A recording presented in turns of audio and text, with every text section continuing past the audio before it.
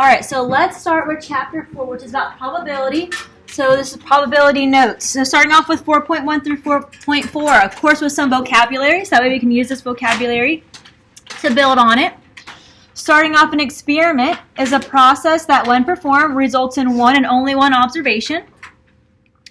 That outcome is observations from an experiment.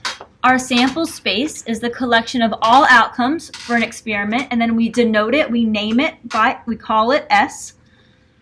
An event is a collection of one or more outcomes in an experiment. A simple event is an event that includes one and only one of the final outcomes for an experiment. And we denote it, we label it, we name it E sub I. So EI. Only one outcome can give you the desired result. That's important. Only one outcome can give you the desired result. We'll talk about this in a second. A compound event is a collection of one or more outcomes for an experiment. It is denoted by A, and this tells us that more than one outcome can give us the desired result. So simple is only one, compound is more than one.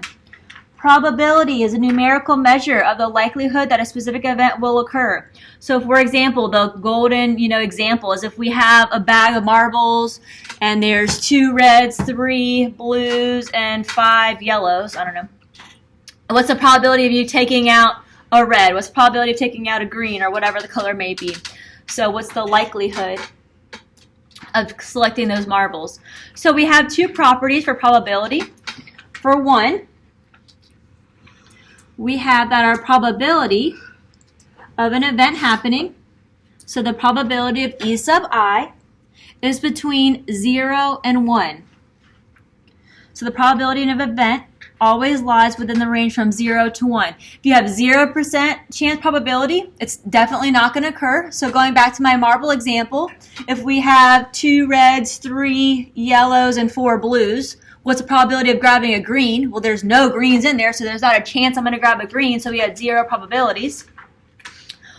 All the way through 1. So for example, if I were to grab a marble out of my bag that had only 5 blues in it, what's the probability of grabbing a blue? They're all blue. So every time I grab one, it's going to be a blue one. So 100% chance of probability. So that's from 0 to 1. And anything lies in between. So it could be a fraction, could be a decimal, could be a percent. Either way that you write it, it's between 0 and 1. So that is our first property. Our second property of probability is that our sum, when you add up all the different probabilities, so the sum of probabilities, going back to previous stuff, that uppercase sigma means sum, adding everything up, adding our probabilities, which would look like the probability of our first event plus the probability of our second event plus the probability of the third event, all the way up, adding how many ever events that there are, is always going to give us 1. If we take out all the opportunities, all of the possibilities, and we add them up, it's going to equal 100%, and it's going to equal 1.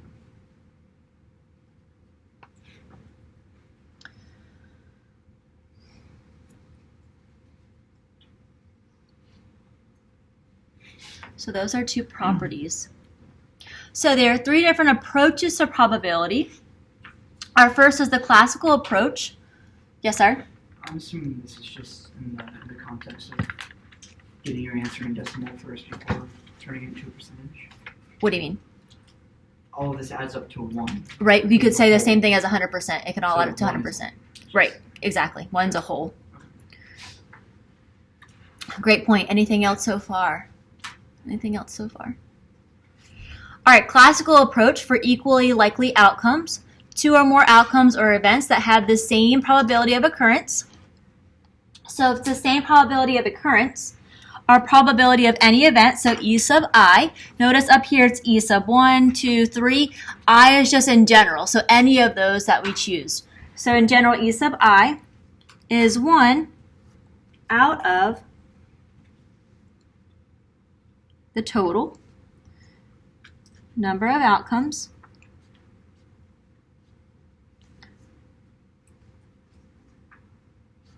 for the experiment.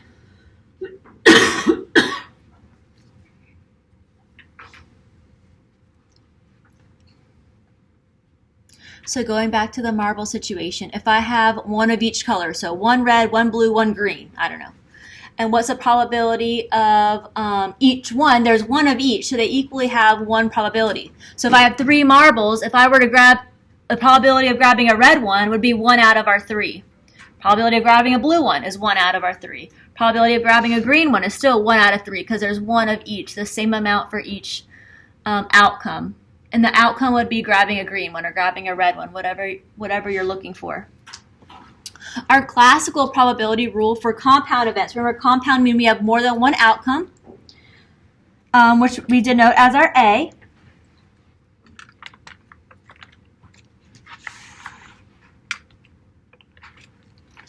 And this will be the number of outcomes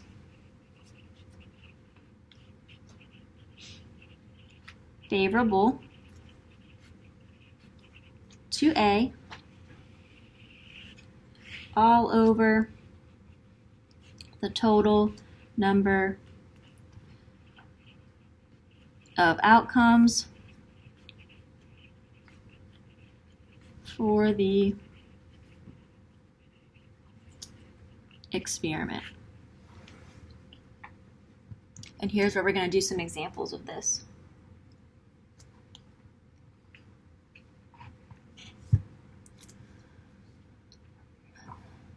So the number of outcomes favorable to A, the number of outcomes that was going to happen, all over our total number of outcomes for the experiment.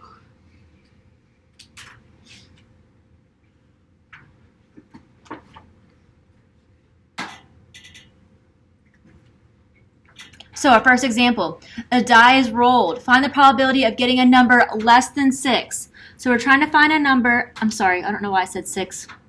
Probability of finding a number less than 5. Less than 5. I said 6 because I was thinking about asking the question, how many numbers are on a die? 6. Sorry, my bad. Thinking 2 steps ahead. All right, so probability of getting a number less than 5. How many outcomes do we have that are less than 5? 1, 2, 3, 4. So yeah. 4. Out of, we said there was going to be 6 total. So 4 options or outcomes that are less than 5 out of our 6 total outcomes.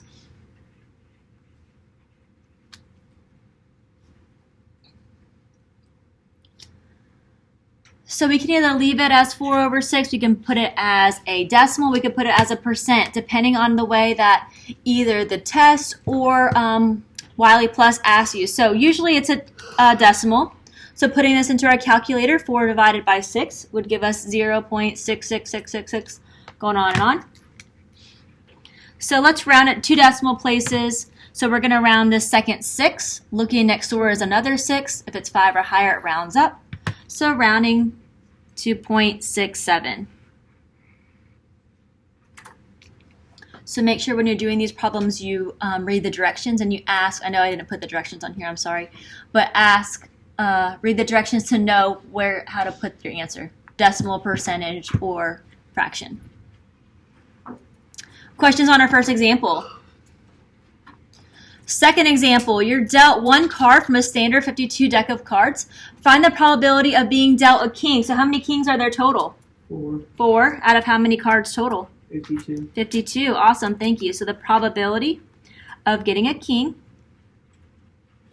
we said is 4 because there are 4 kings. So number of kings out of our total number of cards.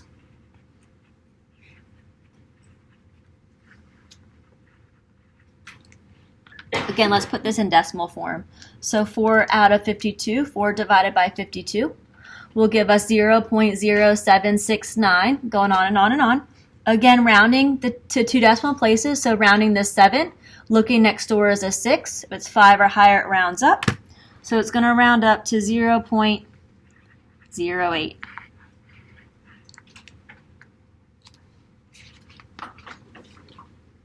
How are you feeling so far? Scared? Because if this is like I see your faces, if it's this easy, what's happening next? Am I starting to read your mind? Or no? You're good? Never mind. My bad. Questions on page 1. Questions on page 1. Alright. Page 2. Relative frequency. Relative frequency. Probability of A is going to be F over N. Just like we talked about, I believe it was chapter 2. We said F was our frequency.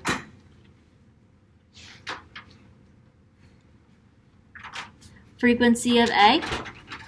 So the number of times A occurs. And it has to be lowercase n? Yes, because they mean different things. So the question was, it has to be a lowercase n, right? Yeah, because they mean different things. The reason why it's lowercase here is because it's a sample size. If it's uppercase, it's going to be a population. So n is going to be our sample size.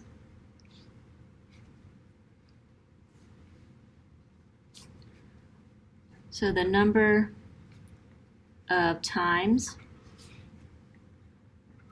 the experiment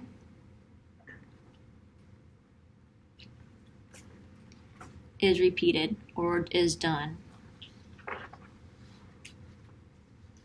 The number of times the experiment is repeated. Where n is the number of times the experiment is repeated, and F is the frequency of the event occurs. So keep on going through some definitions so that way we can get to some examples and use these definitions. Law of large numbers says if an experiment is repeated again and again and again, the probability of an event obtained from the relative frequency approaches the actual probability. Practice makes perfect. So for example, it says if you were to flip a coin, right? In theory, it should be 50% on heads, 50% on tails, right? In theory. But if you actually do it, let's say you do it 5 times and you get, 3 heads and 2 tails.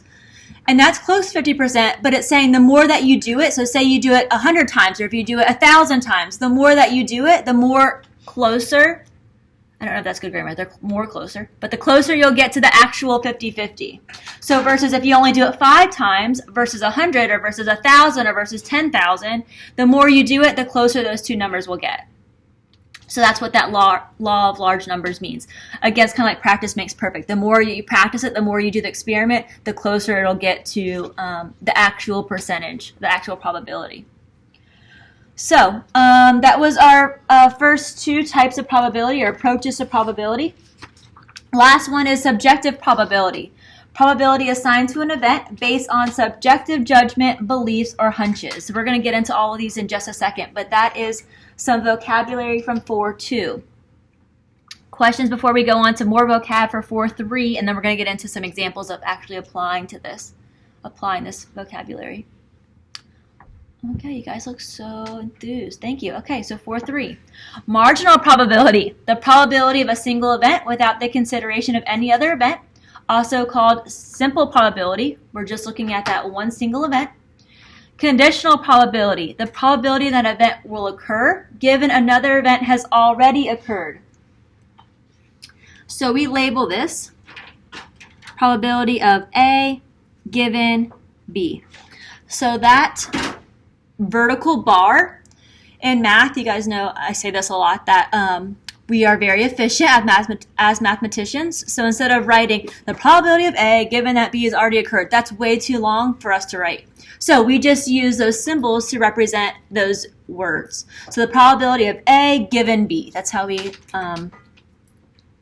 pronounce that, so to speak. Mutual exclusive events, they're always dependent, meaning one affects the other. Events that cannot occur together. So ask yourself if the events can happen at the same time.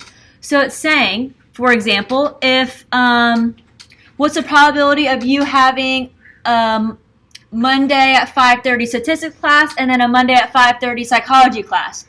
You can't be in 2 places at once. They both can't happen together. So that's what mutually exclusive means. Independent events are never mutually exclusive, meaning the occurrence of one event does not change the occurrence or the probability of another. For example, if you have a Monday class, it doesn't matter what you take on Tuesday. They're not dependent of each other because your schedule is free on Tuesday. So, supposedly in theory.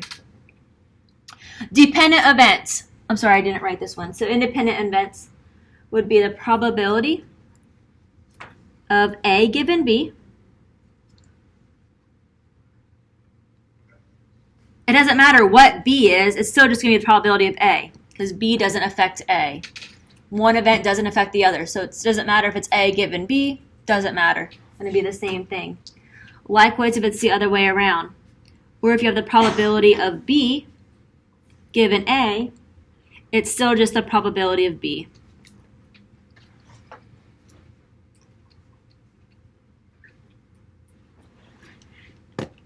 And once we get into more examples, we'll see how this applies. And the conditional probability, It matters. So like one affects the other. Another example is, dang, I'm really bad at making examples off the top of my head. Another example would be,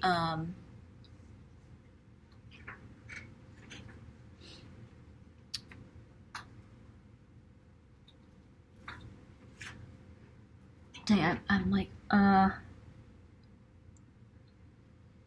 so B Okay. has to already occur. let's say this. So,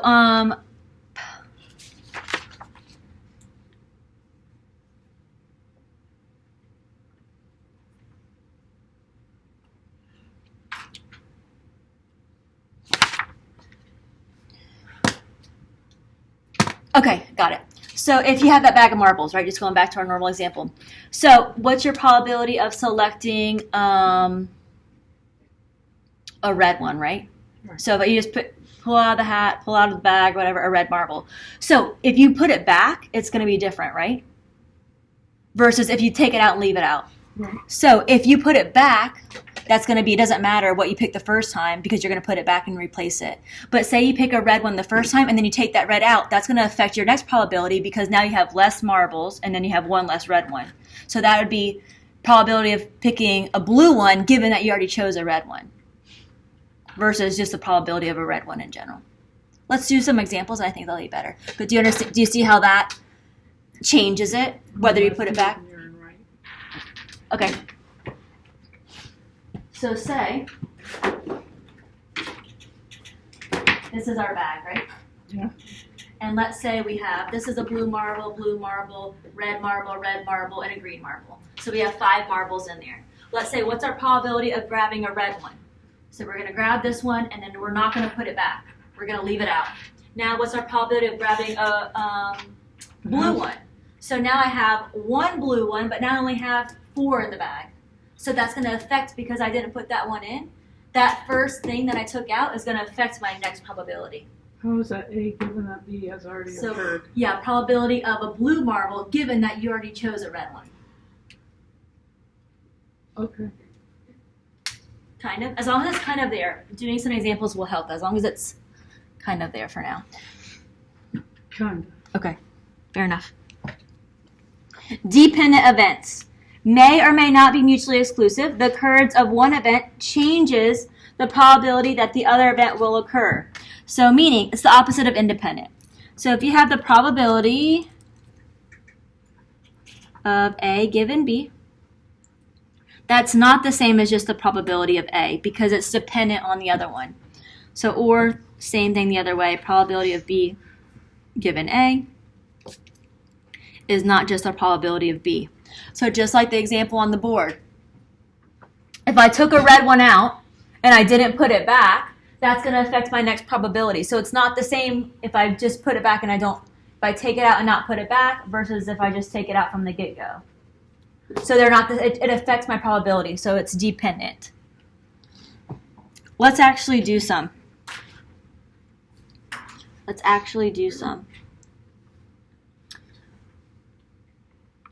Give you a second to finish writing that.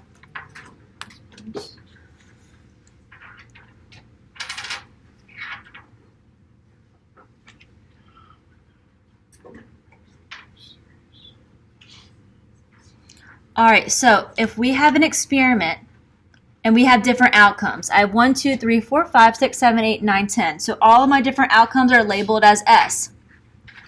Our first event says that we're going to take out 2, 4, and 6. Our second event says that we're going to take out 1, 9, and 10. And our third event says we're going to take out 2 and 5. Are these events mutually exclusive? So going back to mutually exclusive, it means that it's always dependent. One affects the other. The events cannot occur together. So let's see. Let's draw a little diagram over here. If we have A and we have B. In A, we have 2, 4, and 6. In B, we have 1, 9, and 10. Is there anything in common with those two? No, nothing in common, so that's good so far. Same thing if we have B and C. B is 1, 9, and 10. C is 2 and 5. Is there anything in common? No, so those are good so far. Last but not least, our different options. What if we had A and C? So A has 2, 4, and 6. C has 2 and 5. So they both share, go into our Venn diagrams to see this, they both share a 2. So because they both share 2, they cannot happen at the same time. I can't take out 2, 4, and 6 at the same time take out 2 and 5. They cannot happen at the same time. So these two are mutually exclusive.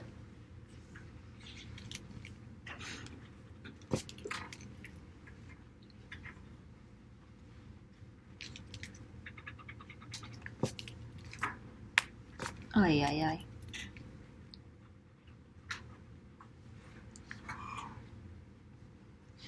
In this one, there's something in common.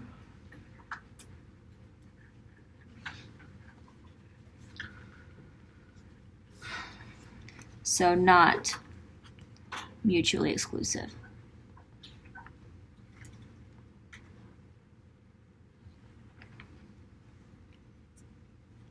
So which ones are mutually exclusive? A and B, and then B and C. Because they have nothing in common.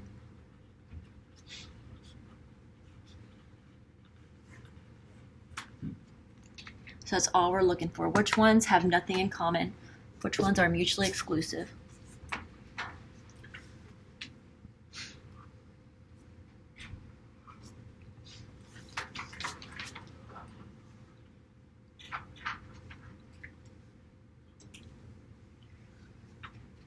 As you're finishing up writing all this, questions, comments, concerns from me thus far, please.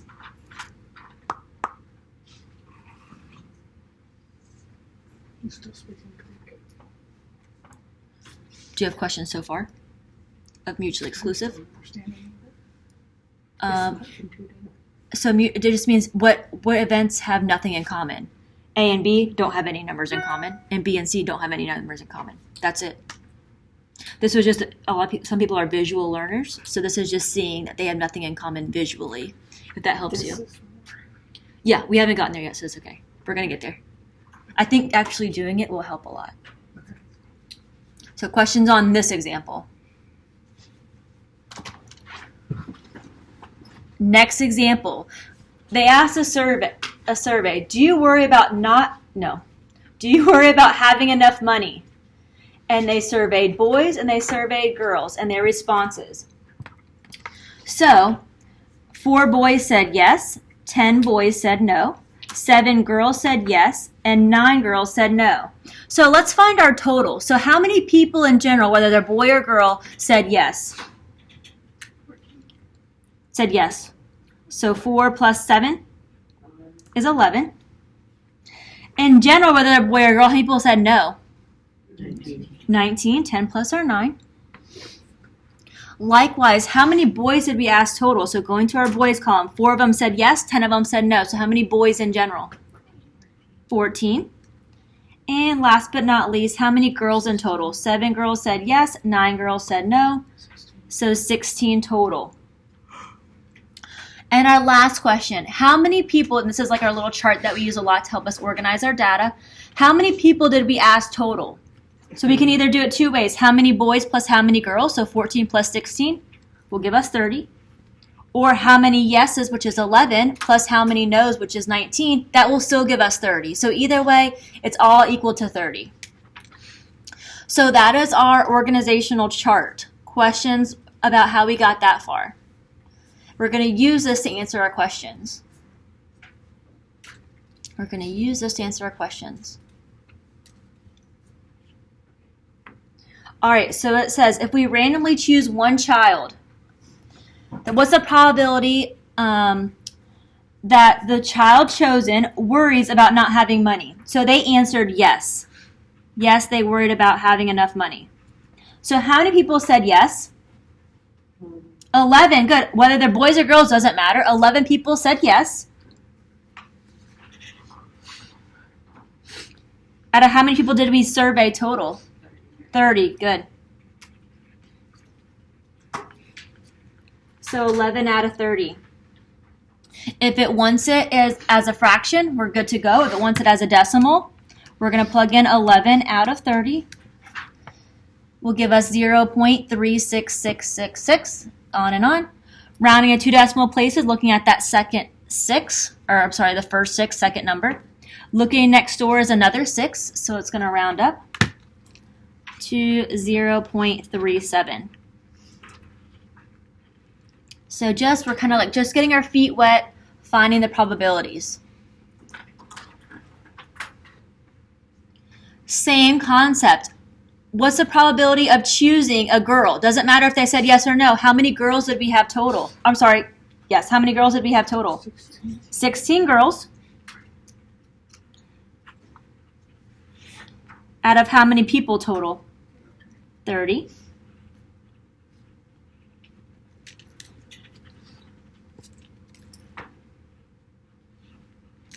So if that was a fraction, we would be okay, but putting this as a decimal, 16 out of 30 will give us 0.5333, going on forever. Rounding to two decimal places, we're going to round this 3. Looking next door is another 3, so it's going to stay 0.53. We're going to continue to use this chart, but go on to the next page. Before we do that, questions thus far for me. So just normal probability stuff. Next, we're going to continue to add on. Each step, we're going to continue to add a different piece. So if you have questions, please let me know before moving on.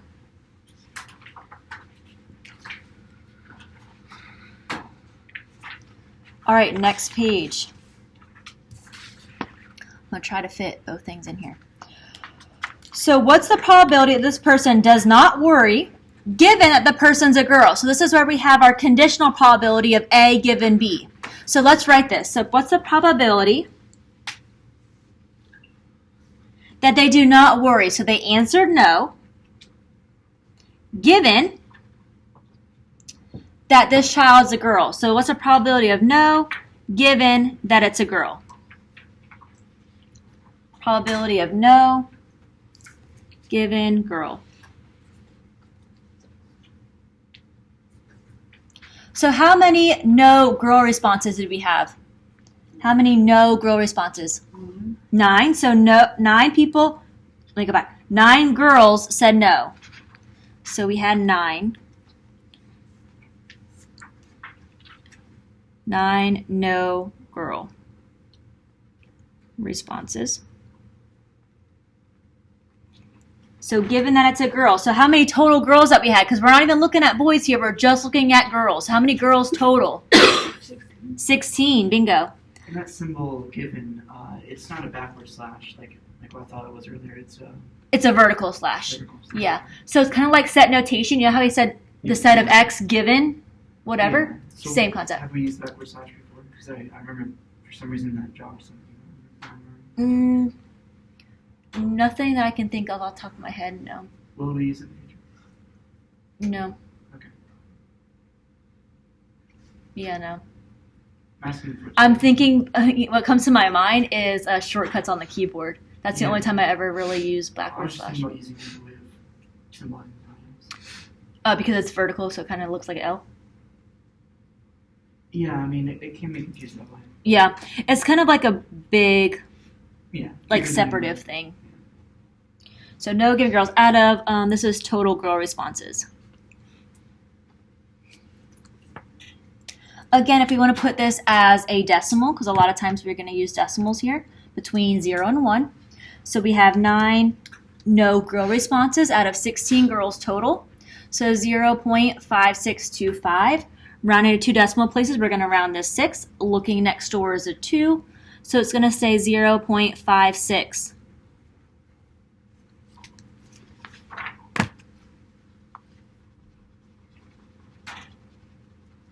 We're going to do one more of these. So let's do one more and then we'll stop for questions. So probability this time that the child chosen's a girl, given that they already worried. So probability of girl, given that their response was yes, they worry. So probability of girl, given yes. Probability of girl, given yes.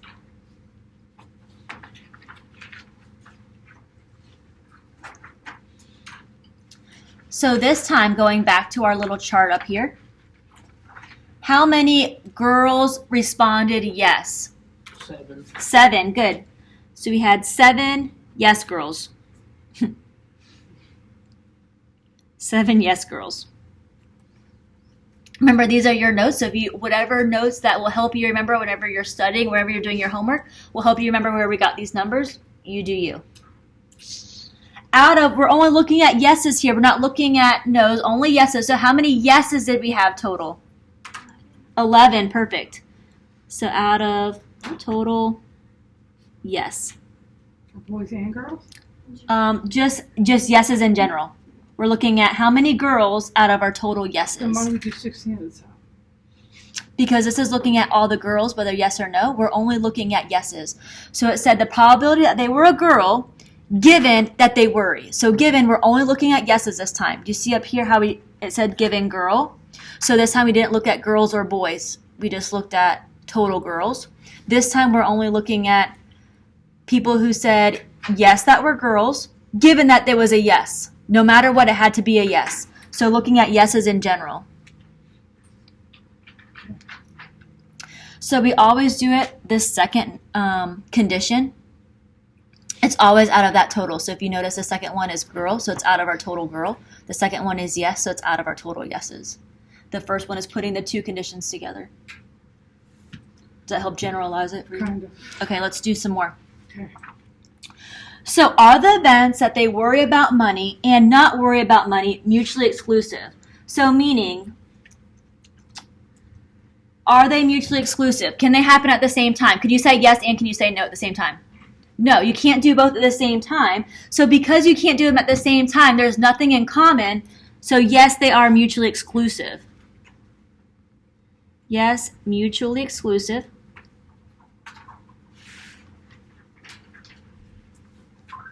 Because they cannot occur at the same time.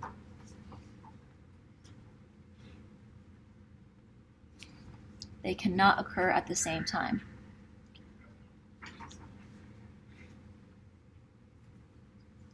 Yes, they're mutually exclusive because they cannot occur at the same time. You can't say yes and you cannot say no. So this was yes and no. Next example. Can you be worried? Could you say yes and be a boy? Are these mutually exclusive? Can they happen at the same time? Yeah, they can't happen at the same time. A boy can say yes, that they are worried. So that means they are not mutually exclusive. No. Not mutually exclusive. Because they can happen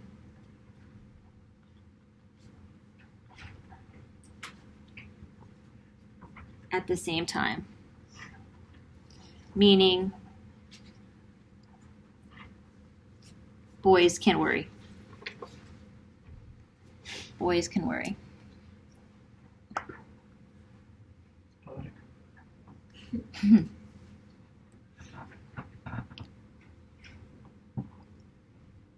I was just thinking that. I was like, a lot of boys I know are more worried because the girls' spending habits.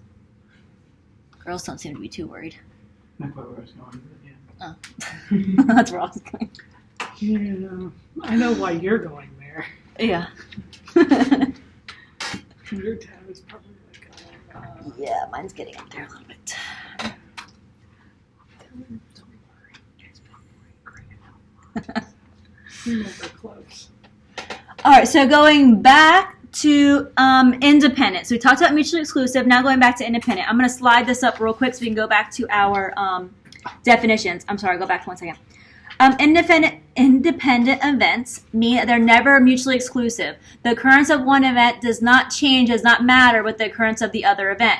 So meaning if you have probability of A given B, it's the same thing as just probability of A. So are worried and girls independent? So meaning if we had probability of yes, because they're worried, given that they're girls, is that the same thing as just probability of yes? So it says if they are independent, it doesn't matter. It could just be probability of A given B, which is the same thing as just B. And that was our definition from over here. That if they're independent, these two things are the same. So it doesn't matter if it's A given B or just A. It doesn't matter if it's they're a girl and they're worried, or if it's just a girl, it's going to be the same answer. All right, so let's see. Probability of yes given girl. We didn't do that one, so let's do that one.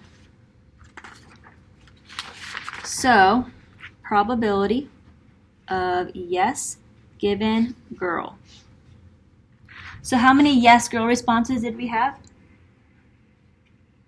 I don't know, I can't see paper. Oh, sorry. That would probably help. How many yes girl responses? 7. 7 yes girls. Out of how many total girls did we say we had? 16. 16. So let's do this in our calculator. 7 out of 16 will give us 0.4375, which rounds up to 0.44. And is that just the same thing as yes? So probability, bless you, of just yes. So how many yes responses in general did we have? Yes in general. Doesn't matter if they're a girl or a boy. 11. Out of how many responses total? 30. So in our calculator, 11 out of 30 is 0.3666, which rounds up to 0.37. So these two are not the same. So are they independent? Are they the same no matter what? No.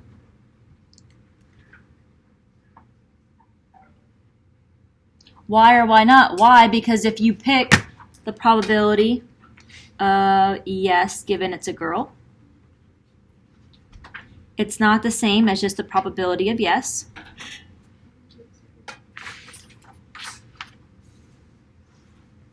Because that was the definition.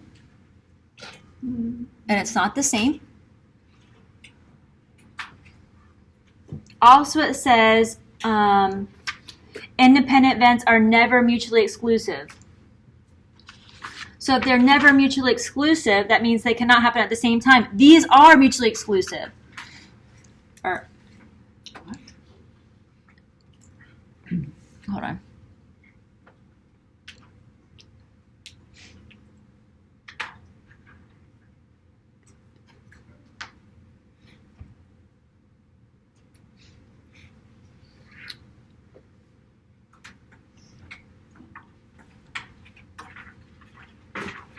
Yeah, let's just leave it at that. Because these are not mutually exclusive, because it could be a girl that says yes. So that's our main thing, our definition. So going back,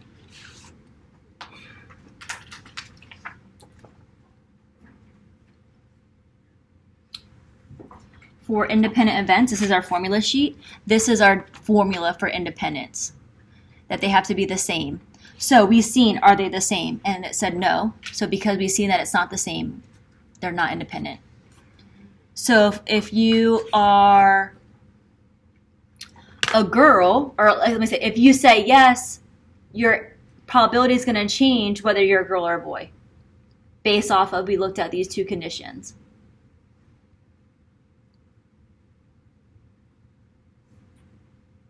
Versus if you, yeah, we're going to see one down here. So this is just based off the definition.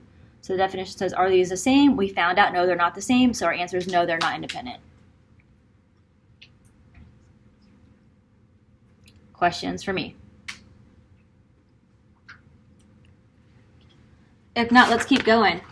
So complementary events are two mutually exclusive events that are taken together and include all outcomes for the experiment. So we usually call it probability of A bar. This is called A bar.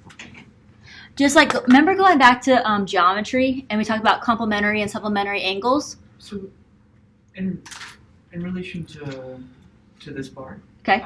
You put down any variable. Is there a pattern? The reason why we use A was going back to our definitions. Where's that paper? Or is it just a way of categorizing something? Yeah, just A in general. But the bar means complement. That's what I mean, bar. Yeah. So like X bar. Right. But X bar means mean. We're not dealing with X's here. We're dealing with events. Events are usually letters. Yeah. There's so many different variables and so many different formulas, so many different things that we talk about in math. We kind of have to... Oh, touche, you got me. Dang. Okay, let me say this. X is an italicized variable, Sure. where these are capital regular letters that represent, X represents usually a number or a variable. This represents a event. So they're two separate things. That's why in my head it wasn't a variable. I mean, it wasn't a letter. Just separated by 3 and 2. So that's the spectrum. Right. Yeah, exactly.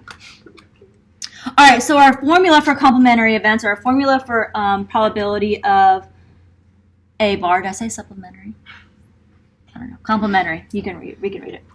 Is 1 minus the probability of A. So going back to the angles comment that I was making. Whenever it's complementary or supplementary, it was whether it adds up to 90 or 100. So the complement of something, so two angles are complementary if you add them together and you get 90, right? Remember that? Sure? I'm sure you heard of it before. Complementary angles add up to give us 90.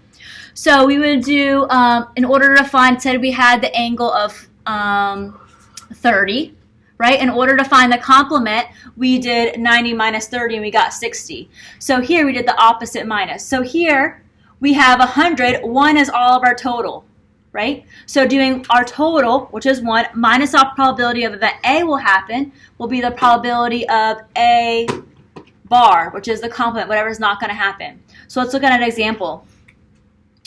Let the experiment be 2 tosses of a coin. So A is at least one of the at least one head is obtained, as B is both tails are obtained. So let's look, if we toss a coin, what are all of our different options? Tossing 2 coins. Let's say the first time we get tails, tails. They both land on tails. If we toss 2 coins, let's say they both land on tails. Our other option is the first one lands on tails, second one lands on heads. What if the first one lands on heads, the second one lands on tails? And then our last option is if they both land on heads. Those are all of our options. That's why it's S. S is talking about the entire sample, every option. So for A, we're looking at least one head is obtained, and for B, we're looking at both tails are obtained. So the first example is saying, are these two events mutually exclusive? Can they happen at the same time? Can we have at least one head and both tails? No, it can't be the same time. So cannot happen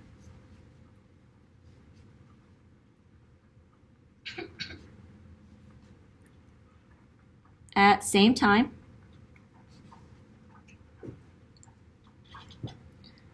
So yes.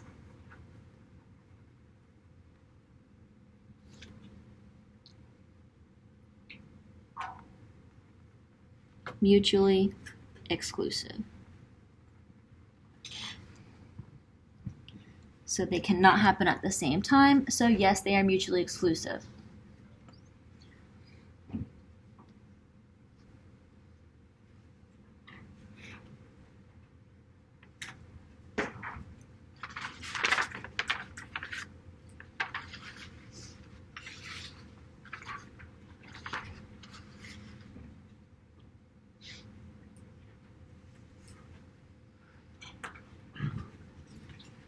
So are they independent of each other? So if we found the probability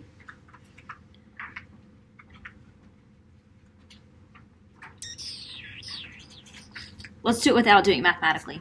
So are A and B independent? So are they independent? So going back here, it says they are never mutually exclusive. The occurrence of one event does not change the probability of the occurrence of another. We said that they are mutually exclusive.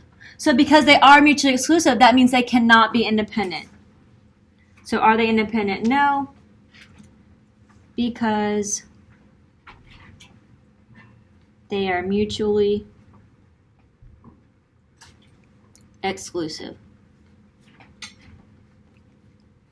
So without even doing the math, because that first answer was yes, that means they cannot be independent.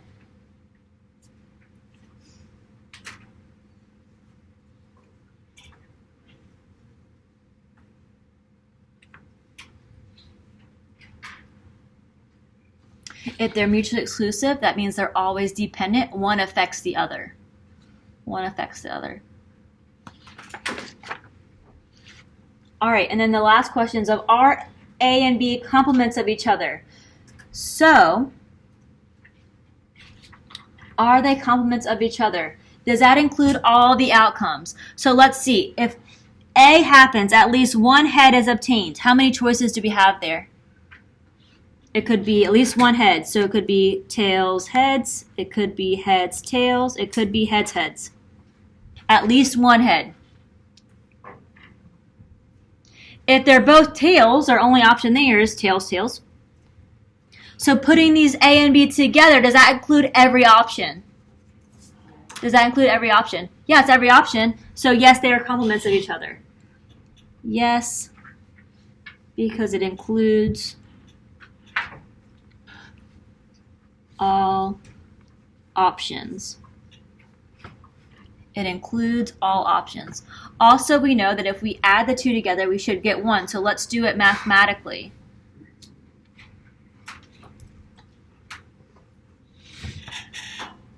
So it's either going to be in A category or in the B category, and that will give us all of our options. So finding the probability of A. How many options we said included A? 3. Out of how many options were there total? 4. In our calculator, 3 out of 4 is 0.75.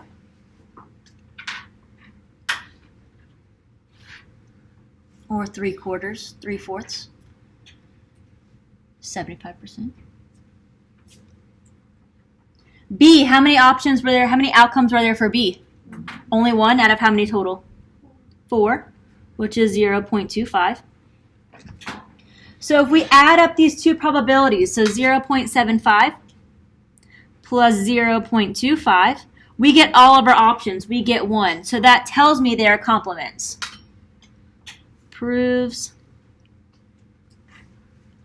they are complements. Proves they are complements. Okay, that gives us all of our options. It gives us 100%.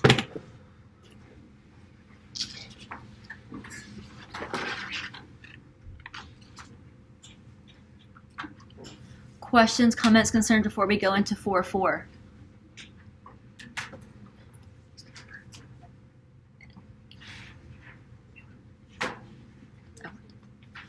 All right, let's 4.4. Intersections of events and the multiplication rule.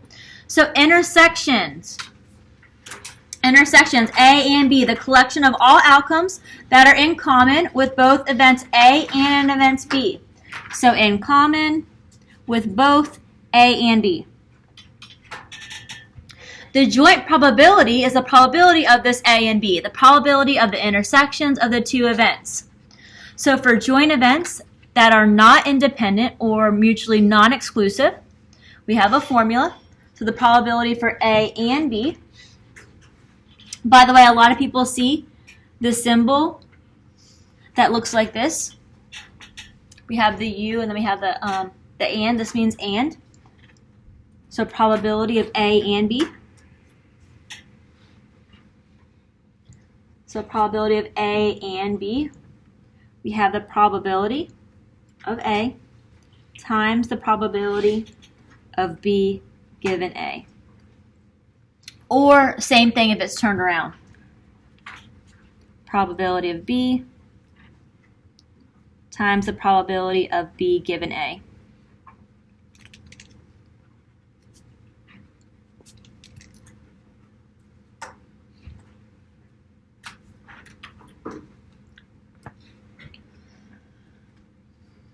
This is that multiplication rule to find our joint probabilities. We're going to do some examples, but these are just definitions kind of explaining everything out, and then we're going to actually do it so you can understand it better.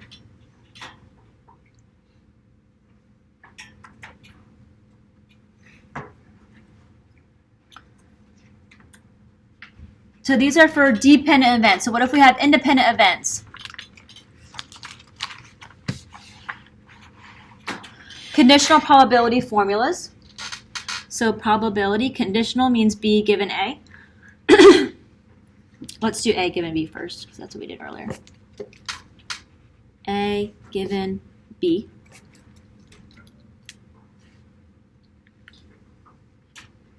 is the probability of A and B all over the probability of B. Likewise, if it was switched, probability of B given A is the probability of A and B all over the probability of A. Which we did this on this very first problem on this page when we talked about probability that the child doesn't worry given that it's a girl. This is what we really did without using the formula. So joint probability for two independent events, formula for A and B. If they're independent, it doesn't matter what one is versus the other. So probability of A times probability of B. So multiplication rule to find the probability of independent events.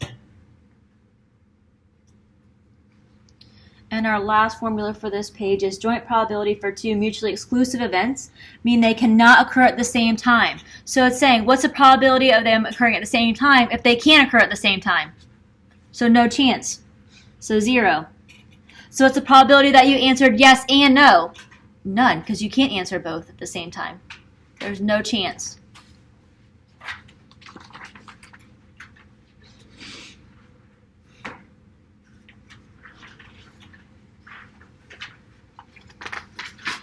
So this is our 4-4 definition stuff before we apply it. Next page we're getting into 4-5, and that's our last page of definitions before we go through some examples from our homework and quizzes on Wiley Plus. Questions so far? The upside down U is just representing and. Right. So here that's and. Where's Yep. it go? And that's what we're going to do right here. So 4.5 is the union and the addition rule. So this time the union is A or B. So A or B. So going like interval notation, a lot of times we say it could be in this interval or it could be in this interval. So we use the U, the union symbol. It's a collection of all outcomes that belong to either A or event B or the two, both A and B. So it includes everything together. So if we think about a Venn diagram, the union means it could be in A, it could be in B, or it could be in both. It could be in anything. Versus and was only what they have in common. The addition rule for union of events is the marginal probability of event A plus the marginal probability of event B minus the joint probability of both. So let's see that. For two mutually non-exclusive events, almost all instances, for A or B, so probability of A or B is the probability of A plus the probability of B. But we have to subtract the probability of A and B. Reason being, it's kind of like double jeopardy here. So if we include it in A, so that means we're including this whole circle. If we include it in B, that means we're including all of this B circle. But we have to subtract A and B because we already included it in A, we already included it in B, so now we're like adding it double. We're adding it twice. So taking away, adding it twice, that's why we have to subtract.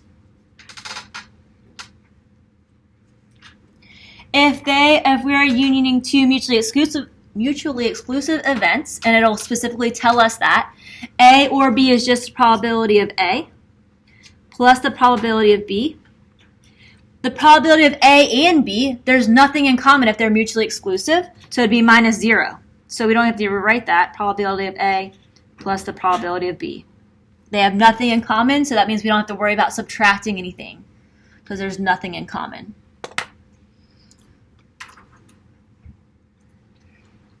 We are almost done with the boring part.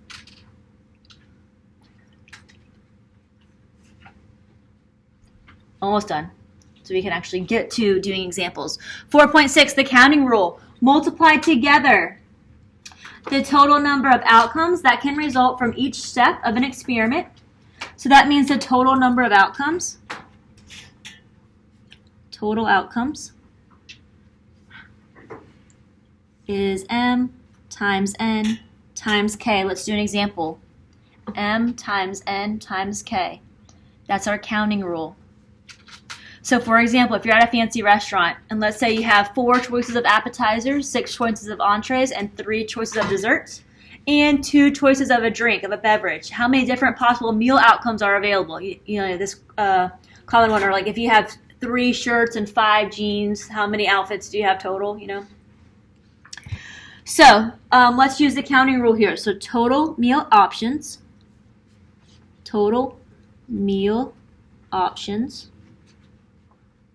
means we have 4 appetizers times 6 entrees times 3 desserts times 2 drinks, 2 beverages. 4 times 6 times 3 times 2. 144. So 144 different options if you go to this fancy restaurant.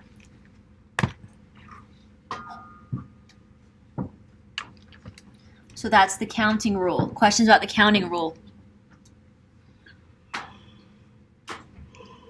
So next we have factorial. So it's funny because I see a lot of people, as we get farther into our calculator, you come up with this exclamation mark, and it's like not a really excited 5. It's just 5 factorial. Thank you for laughing. Which is the product of all integers, so that means multiplying, adding. Let me go back. I don't know why I keep on saying. Multiplying all numbers from n to 1. Oh. I was looking for that. Thank you so much. You're welcome. All right, so if we have 5 factorial, that means we have going from 5 all the way down to 1, we're going to multiply the numbers. So 5 times 4 times 3 times 2 times 1. 5 times 4 times 3 times 2 times 1.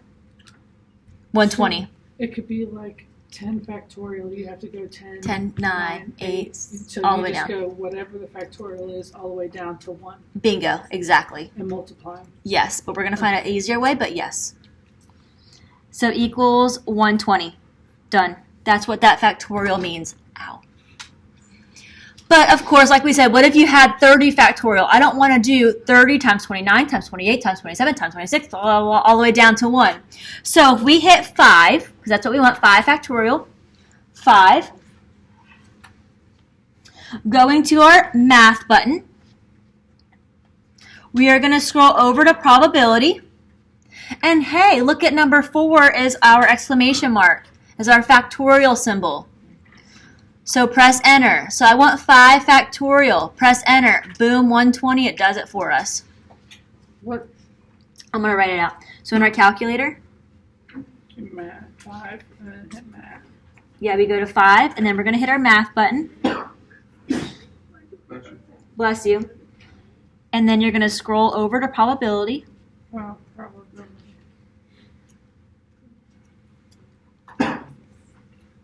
So let's again. So 5, hit the math button, scrolling over to probability, and then we're going to scroll down to number 4.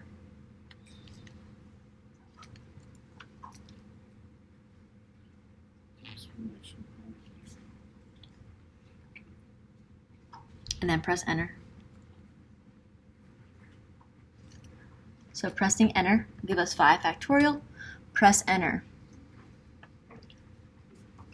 Thanks for writing that out. Oh, you're welcome. Glad I could help. That way in our notes, if you forget how to do it, that's it. While you're writing that down, let's look at one little thing. Our only little special case is if we had 0 going to math, going over to probability, going down to factorial. 0 factorial will give us 1. So that is kind of like our special case. Because if you notice, it's only going from n to 1. So we had 1 is our last number that we are going to. So it's just like saying times 1.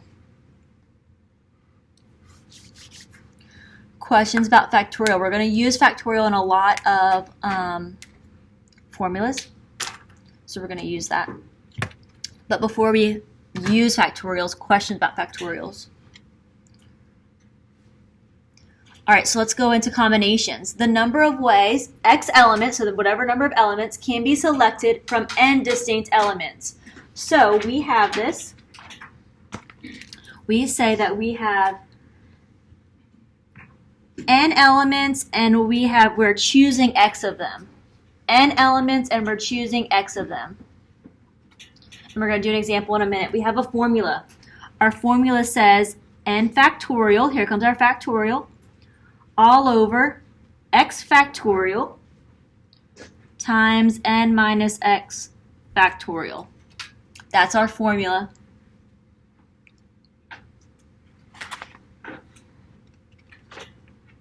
And it's on our formula sheet. How does using factorial simplify our writing down other numbers? How would we come up with a factorial number instead of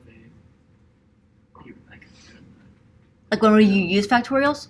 Yeah, what practically, what's the purpose? Let's do an example right here. So it says, and we use them in combinations and permutations. That's when we use factorials.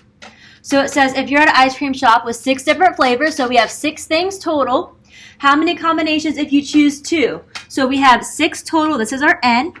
And we're choosing 2. This is our x. So 6 and we're choosing 2. That will give us the total number of combinations. Total number of combinations.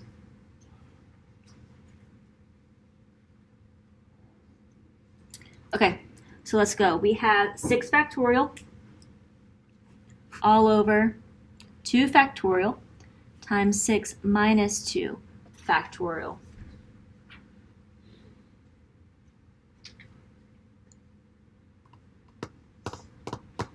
So let's plug this into our calculator.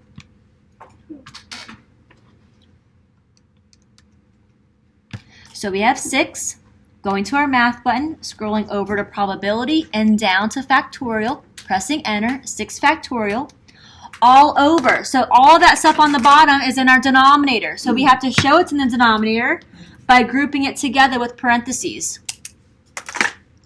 So we have in parentheses 2 factorial, math, over to probability, down to factorial, and press enter. Times in parentheses 6 minus 2, you can also just say 4. Math going over to probability, down to factorial, and then closing off our parenthesis. Will give us 15. That's telling us we have 15 different options here. If we were going to get a bowl of ice cream and we want 2 scoops or 4 scoops, we can Freaking bucket. right now I can't eat ice cream, so I'm like really wanting it. All right, so we have 15 different options there. And then, of course, our calculator makes stuff easier for us. Ready for what you really want to see? No. Yes, you want to see this. Because that's a lot to put into our calculator. Our calculators are really smart if we know how to use them.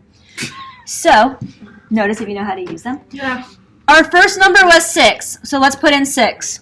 I want to put in that combinations formula, so to speak. So going to math, we're doing probabilities, so it's going over to probabilities. Hey, look at number 3. It already knows this formula for us. It's already programmed with this formula, so it'll do all that. So going over probability down to number 3, pressing enter. Boom, my calculator does the little dots for you. If you have an older calculator, it'll just say 6, and then it'll say NCR or whatever, NCX. And then just type in 2 regardless. Pressing enter, it does the formula for us. Super cool. So let's write out these directions again. So in our calculator, regardless of what calculator you have, you're going to put in 6. And I'll do it again for you. We're going to put in 6. And then we're going to hit our math button. Then we are going to scroll over to probability. It puts it in as R in the calculator rather than X. That's okay, yeah. Okay. Scrolling over to probability. This book just uses X. Some books use R. Either way, same thing. Scroll over to probability and then going down to what number was that? Over probability, down to number 3, which was NCR. Pressing enter. And then we're going to type in 2. Oops, I did it twice. So that's super cool because it does our formula for us. So this formula is nice, great, dandy, but we really don't even need it because our calculator will do all that for us.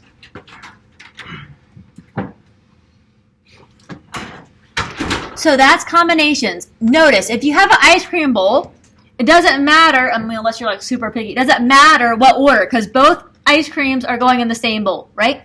But what if you have an ice cream cone and you're like, you know, you want a certain thing on top, certain layers, whatever reason, you know? So we have what's called permutations when the order is important. So say you're super picky and you want a certain thing on the bottom, certain scoop up top, and then a certain one on top of that. If you have 3, that's a pretty intense ice cream cone, but let's just say.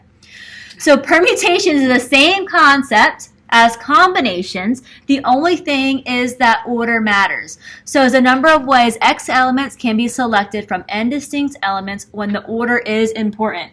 It's supposed to be is, not in. Sorry. Just notice that. When the order is important. So again, we have a formula. N EX equals n factorial all over n minus x factorial. So for example, if you're at an ice cream shop and you have 20 flavors this time, how many combinations are possible if you choose 3 flavors for your cone? And this time, because it's a cone, the order is important. So because the order is important, we know it's going to be a permutation.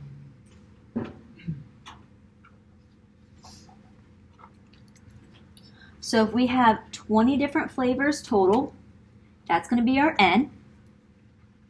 And we're choosing 3 of them. That's going to be our X.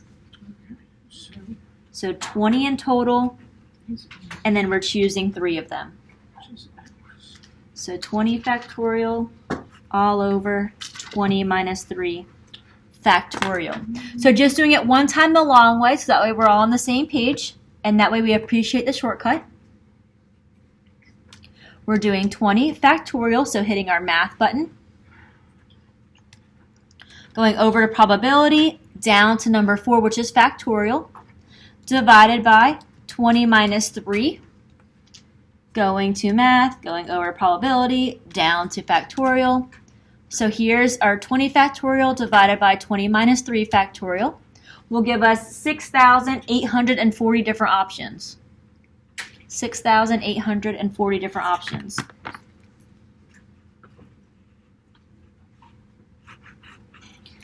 But we are efficient. We have a lot of stuff that we're doing in our lives, so we don't need to spend a lot of time putting in formulas. So same concept. If we have 20 things, we're going to put in 20. Going to our math button, scrolling over to probability. Hey, look, number 2 is permutations. Pressing enter. We're choosing 3 of them. Press enter. Our calculator knows our formula. Super cool. Can you go to math first, then go to probability, and then put your numbers in? In this calculator, probably, but if you have an older calculator, no, you have to put in the number first. Yeah. So the question was, can you just go straight here and then put in your numbers? If you have an older calculator, no. If you have a newer calculator, yes, you can because it'll give you the box. If you have an older calculator, it won't give you the opportunity to put in that number beforehand. So make sure you type in 20 first and then go to permutations and then hit 3. Just another thing where the little bit extra money kind of makes it a little bit nicer looking. But you can still do it. So again, in our calculator, same thing as before. We're going to hit 20. We're going to go to our math button. We're going to scroll over to probability. Going down.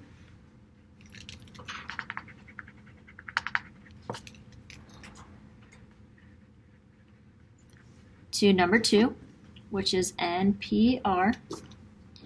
We're going to press enter and then type in our 3. So thankfully, that is all of our definitions stuff for chapter 4. So now, as I usually do, I picked a couple problems to go through that are literally, I just copied straight from your homework and your quizzes, so that way you can kind of see how to do this stuff together. So now that we have the definitions and we have all of our stuff, let's use it. Before we go there, questions for me.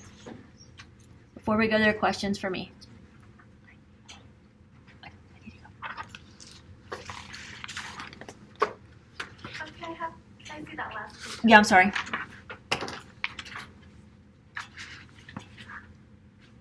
All right, thank you. You're welcome. Okay, so now let's roll on. When we get done with these, we can take a break. You need to get through this stuff first. So, I'm sorry. Additional problem for chapter 4. So suppose you toss a coin twice. Toss a coin twice. Kind of weird. Draw a tree diagram for this experiment and label the final outcomes. So we're going to let T stand for tails, H stand for heads. Okay. So first toss, right? You can either get heads or you can get tails. This is our tree diagram. You can either get heads or you can get tails. Agreed? So this is our first toss. So then we have a second toss, right? So the first time we got heads, this time again we could get heads or we can get tails. Same thing if we landed on tails the first time, we still, for a second toss, we could get heads or we could get tails. This is our second toss. So then now it asks us to label the final outcomes. Where did we get this tree diagram from? We drew it. Thanks, smart. Sorry, I didn't mean it like that. But what? It's okay, she did that to me last week.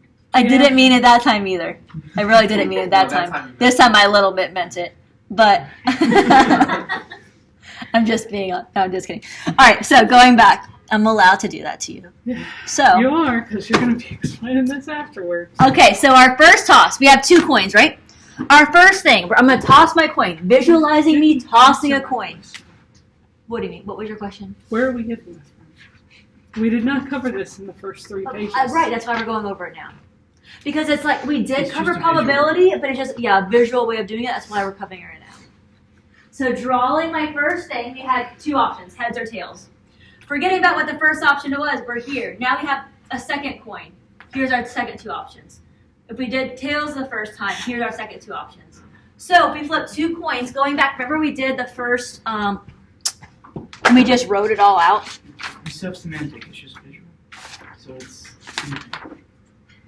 Yeah, but we did here. So we just did it mentally here, right? We didn't do a visual diagram. Some people, this is really hard to visualize. Like for me, like I always forget one, right? Like I always forget one option, one thing, especially when you have three. So this is a way that you can draw it out and not forget one. It's just kind of like organizing your thoughts. All right, so say we got heads the first time, and then we got heads the second time. So this will represent heads, heads. We got heads the first time, tails the second time. So heads, tails. Then we got tails, heads. And then we got tails, tails. Is there like a so Go ahead. using this visualization, you kind of already knew the total number of the outcomes. Right? I'm assuming there's a concrete way of determining that before you start. For this example, it would be, so you have two options for number one, so that's 2, times 2 options for number 2. 2 times 2 will give us 4. That's Yeah. okay. Does that answer your question? Yes. Perfect. All right, our sample space, which we label as S, we're going to put this in set notation. We're going to use our squiggly brackets. Reason being, these are only outcomes, nothing more, nothing less. It's a list. So we have heads, heads, heads, tails, tail, just going down my list, tails, heads, and tails, tails. These, by the way, are our final outcomes. And that's it. Questions on number 1? Questions on number 1? Number 2. I'll give you a minute before we go into the next one, but I like number 2. But some people get confused, so I wanted to add it to our notes. But once you see it, hopefully it'll help explain. So a few more seconds on number 1, and then we'll go to number 2.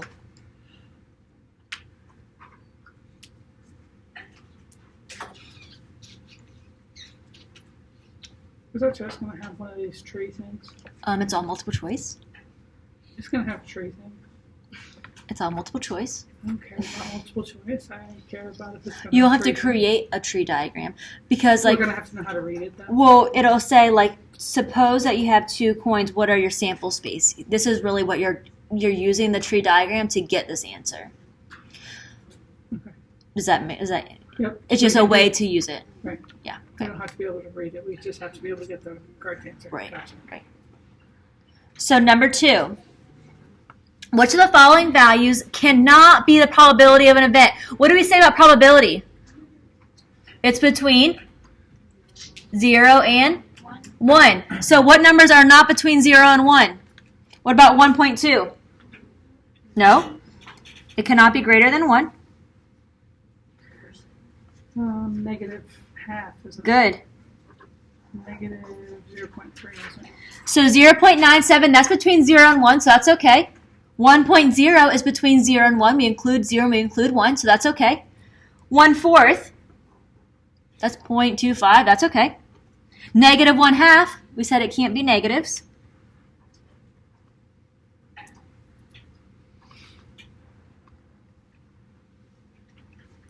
Eight over 7. No, it's over 1. Cannot be greater than 1.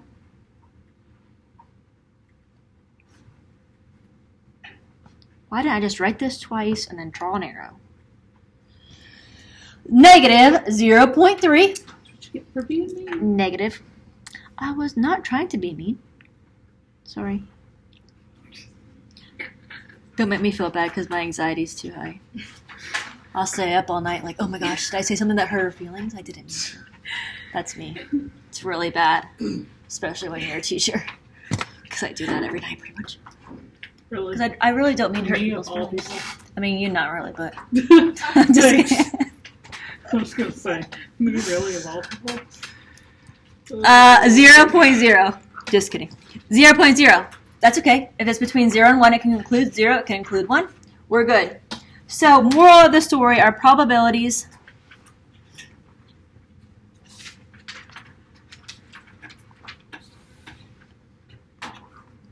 must be between I'll move it up in 1 second. 0 and 1. And then we use this little definition on our first page. Between 0 and 1, including 0 and including 1. So that's example number 2. Questions, comments, concerns for me, please. Our next example is another one of those, like we did, that shows yes or no, and if it's a girl or boy. So we're going to do another one of those to kind of help us bring it full circle and see another example.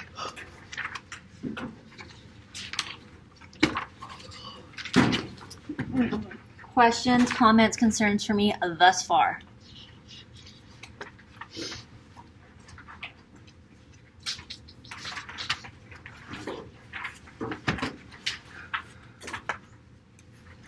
All right, example number 3. It says that 2,000 randomly selected adults were asked whether or not they shopped on the internet. That's weird, shopped online. Why wouldn't you say, right? Maybe because it was old. It's like, why is this Zoom so far? What? I said the World Wide Web. Yeah, right. Ultra. Remember when they said like surfed online or whatever? Yeah. When they first came out? Web surfing. Yeah. AOL. All right. So had they shopped or had they not shopped? And then we have male or female, just like we did before. So 40 males have shopped online, 700 females have shopped online, 600 males have not shopped online, and 300 females are lying, saying that they have not shopped online. Just kidding. All right, so how many males were asked total? So whether they've shopped or not shopped, 400 plus 600 will give us 1,000 males total. Same concept, how many females total? Going across our line, 700 plus 300 is another 1,000. No matter if they are male or female, going over across in our totals, have shopped 400 plus 700, 1,100. How many have not shopped? 600 plus 300 is 900. So it told us that total we have 2,000. So this number in this box should be 2,000. So this is a good place to kind of check your work. So whether you go down, 1,000 plus 1,000 does give us 2,000, so that's good so far. Or whether you go across, 1,100 plus 900 will still give us 2,000. So either way, we know that we're good so far. And we're going to use these answers to answer these next questions. Questions, comments, concerns so far for me. So example A says, if one adult is selected at random from the total 2,000 adults, find the probability that the adult first has never shopped online. So they answered no. Probability of has not shopped. Have not shopped. So how many people answered have not shopped? Doesn't matter male or female. 900. Good. Over 2,000 total. Yes, 2,000 people total.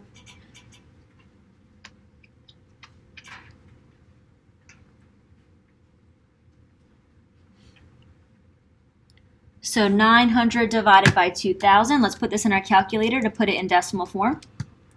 900 divided by 2,000 will give us 0.45. So hopefully the second time around seeing this will kind of be a little bit better. So each time that you see it should be a little bit better. Next example, how many, if one adult is selected at random from the 2,000, what's the probability that the adult is a male? So it doesn't matter has or has not shopped. Probability of males. How many males are there total? 1,000. Out of how many people total? 2,000, thank you.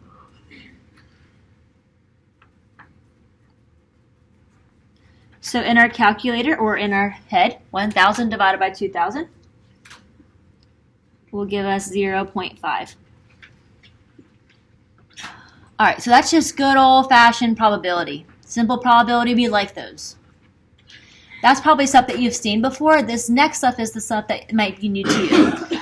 So what's the probability that the person has shopped online, on the internet, whatever, given that it's female? So probability of has shopped given female. Probability of has shopped given female. So how many have shopped and are female? So have shopped and are female. 700 shopped females.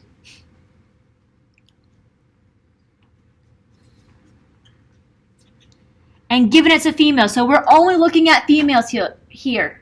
That was weird, sorry. How many females are total? 1,000. Don't ask.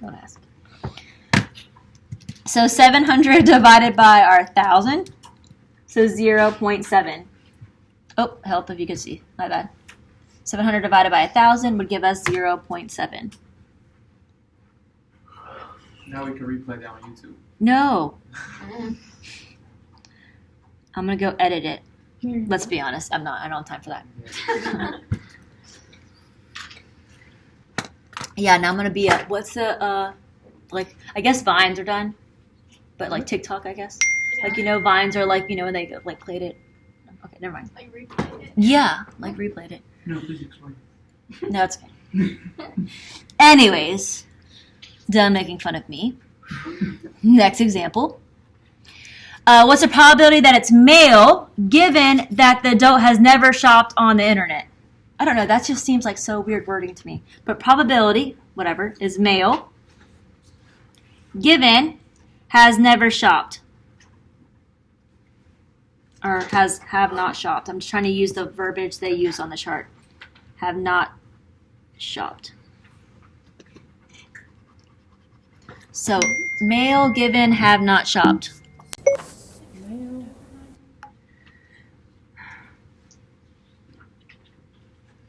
Okay, so probability of male that have not shopped. So have not shopped in males are 600. 600. Male not shopped. All over, how many have not shopped total? 900.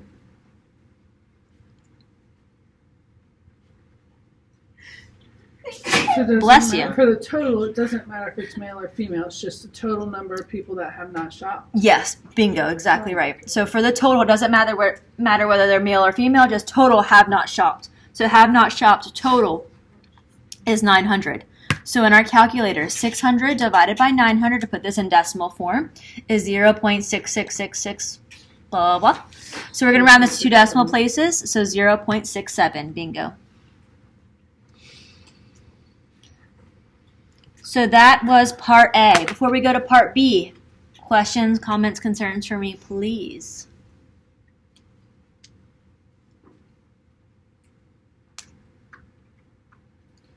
Part B. Are male and female mutually exclusive events? Can they happen at the same time? Can you be male and can you be female at the same time for this thing? No. So male, no comment. And female, yes, they are mutually exclusive.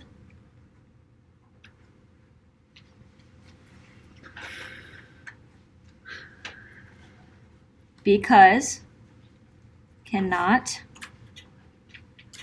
happen at the same time.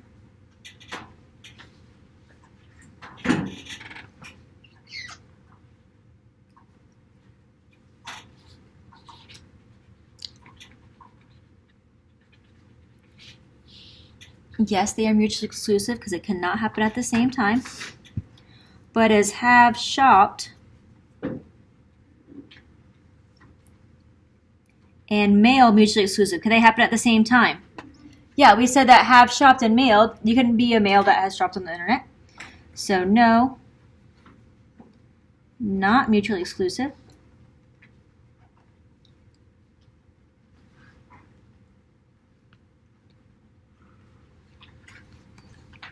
Because can happen at same time. And then our last part is independent versus dependent. No. Trying to switch my arm. Are you throwing things? Is this upsetting you that bad? I was trying to switch my arm. I know my fingers are cramping. We're getting there. We're almost done. The end is near. I keep on looking at my watch that I don't have on.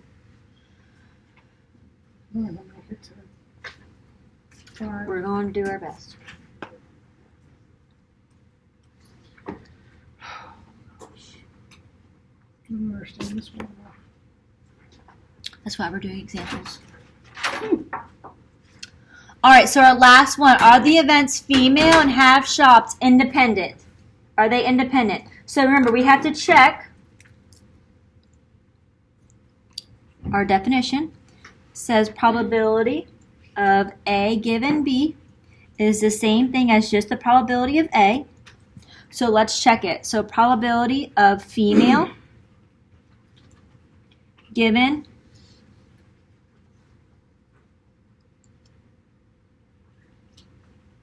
have shopped. Is it the same thing as just the probability of female? Let's see.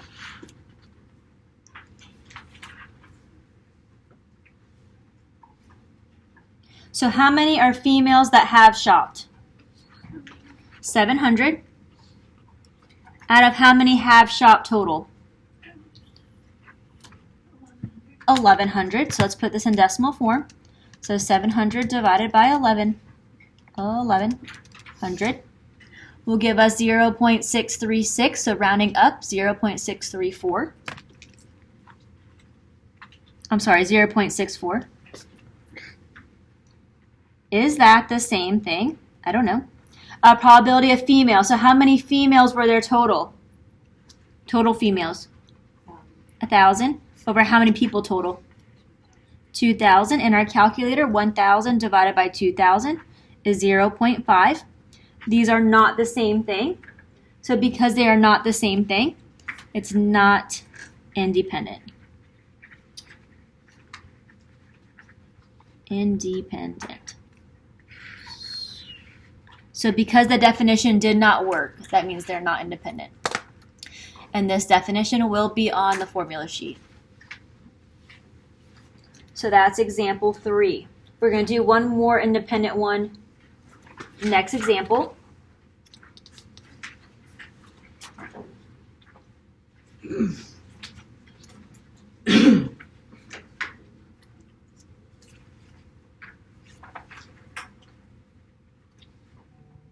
We're going to do one more independent one. Next example.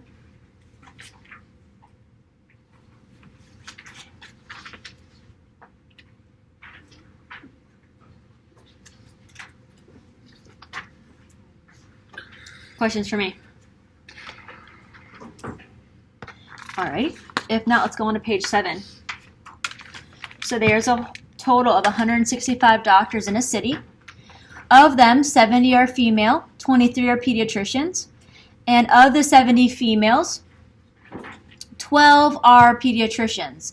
So it says 70 in general are female, 23 in general, whether male or female, are pediatricians. Out of the 70 females, 12 are pediatricians. So are the events female and pediatrician independent? So we don't know. We have to do our definition.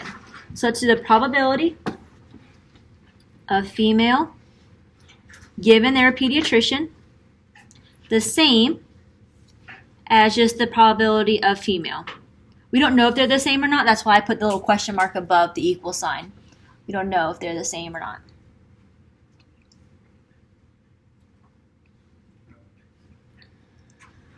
So how many female pediatricians are there? 12 female pediatricians.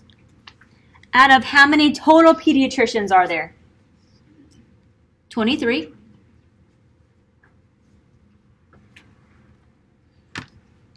So 12 divided by 23. 0.521, so it's going to say 0.52. Is that the same as just the probability of females? So how many female doctors are there? 70. Out of how many doctors total? 165. So by the way, this is total female. Add a total, bless you, doctor. This was female pediatricians.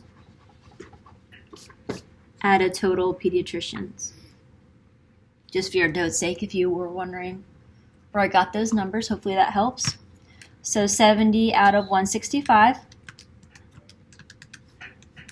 will give us 0.424, which will say a 0.42. So because 0.52 does not equal 0.42, that means no, they are not independent.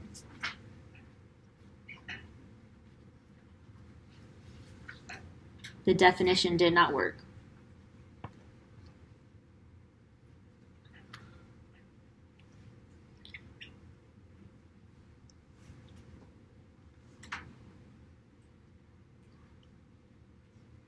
But are they mutually exclusive? Can a female be a pediatrician?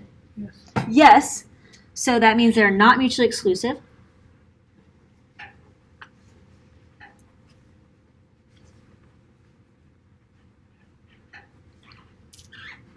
Because it can happen at same time. I mean, you could have a female pediatrician.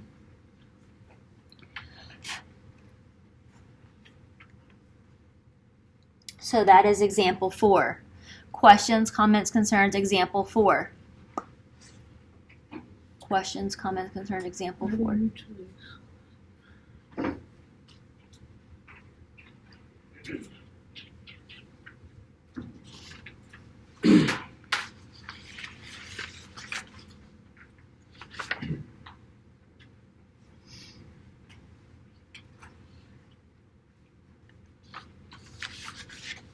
So remember, mutually exclusive means they can't occur at the same time.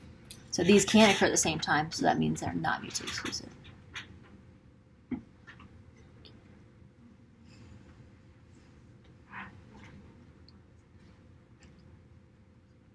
All right, so let's do number 5. Find the joint probability of A and B given that they are both independent events.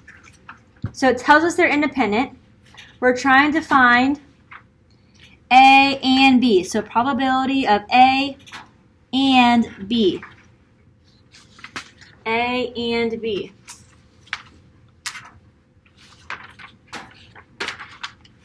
So it says for 2 independent events, A and B, we're just going to multiply probability of A times the probability of B, going back to our definitions. So it's saying the probability of A times probability of B. They told us probability of A is 0.29 times the probability of B they told us was 0.65. So just multiplying these two together in our calculator, 0.29 times 0.65. Boom, we get 0.1885. Rounding this to 2 decimal places, we're going to round this 8. Looking next door is another 8, so it's going to round up to 0.19. That's it. Can I just put the 0 before the decimal? No, you don't have to. It's just better math grammar, yeah. I don't know if it's really math grammar, but it's just a good habit. Sometimes it just looks like a speck. It's just like really make sure that it's 0.19. Same thing for example B. If probability of A is 0.03, probability of B is 0.28. Finding the probability of both A and B, we're going to multiply the probability of A times the probability of B. So 0.03 times 0.28. So in our calculator, 0.03 times 0.28 will give us 0.0084. We round to 2 decimal places. We're going to round this second 0. Looking next door is an 8. So it's going to round up to 0.01. 0.01. So that is for independent events. That is for independent events. Same concept for number 6. This time we're finding the joint probability. They give us probability of A, which is 0.36, and the probability of B, which is B given A. So for joint events, probability of A and B, we have probability of A times the probability of B given A. So we're going to do the same thing. Probability of A and B is the probability of A times the probability of B given A. So 0.36 times 0.87. In our calculators, 0.36 times 0.87 will give us 0.3132. Rounding 2 decimal places, that stays to 0.31. Okay. Just based off the Because definitions. they gave you. Yeah, they gave us these two things. Okay, so you just plugged it in. Yep, bingo, exactly. Just plugged it into the definitions. Same thing for part B. This time they gave us the probability of B. I'm sorry, let's do this. A.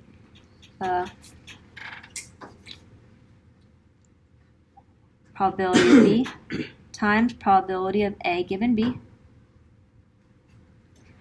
0.03 times 0.22. Plugging this into our calculator will give us 0.0066. Rounding 2 decimal places, that 0 looking next door is a 6, so it's going to round up to 0.01. So that is numbers 5 and 6. Questions, comments, concerns? How could I help you with 5 and 6 before moving on to number 7? Stick with me, we're almost done. I know. We're getting there. I'm sorry. I really need to go to the bathroom. I really want to take a break too, but we have to finish this stuff today. So let's at least get through this packet. Questions on this page. Number 7. Consider the following 2 events for an application filed by a person to obtain a car loan. So either they got approved, and that'll be event A. Event R is the event that the loan is rejected. So what is the joint probability of A and R? So we have to see if joint probability. There was 2 different options, whether they're independent or whether they're not independent. So can they happen together? Can they occur at the same time? Can you be approved and rejected? No. So down here, 2 mutually exclusive, they cannot occur at the same time. What's our probability of A and B? 0. Done. These are mutually exclusive.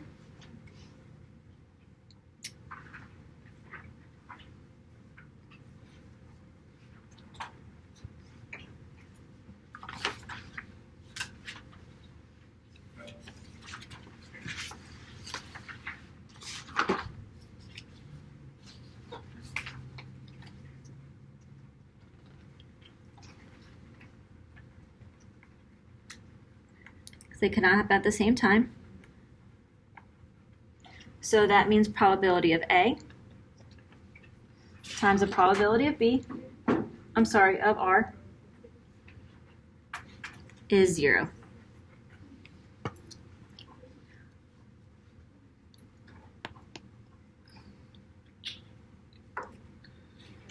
Before going on to number 8, questions on number 7. They cannot happen at the same time. So what's the probability of them happening at the same time? None, because they cannot occur. You cannot be approved and rejected at the same time. So no chance. Number 8, the following chart shows data regarding basketball players at a state university and their graduation. So looking at our chart, we looked at graduated and did not graduate. We looked at males and females. So it says 126 males did graduate. 42 males did not graduate, 129 females did graduate, and 34 females did not graduate. So let's do again our totals. So in total, whether they graduated or did not graduate, how many males did we ask? 126 plus 42? 168, thank you. Likewise, how many females, whether it's 129 that graduated plus the 34 that did not graduate, how many total? 163. So now going down, how many people graduated. So 126 males plus 129 females. How many total? 255. That's what you said, right? Yeah, that's what I heard. Very good. Did not graduate is 42 males plus 34 females. So how many did not graduate total? 76. So whether we add vertically or horizontally, 168 plus 163, 331. And to check our work, 255 plus 76 also gives us 331. So we are good. So that is our chart.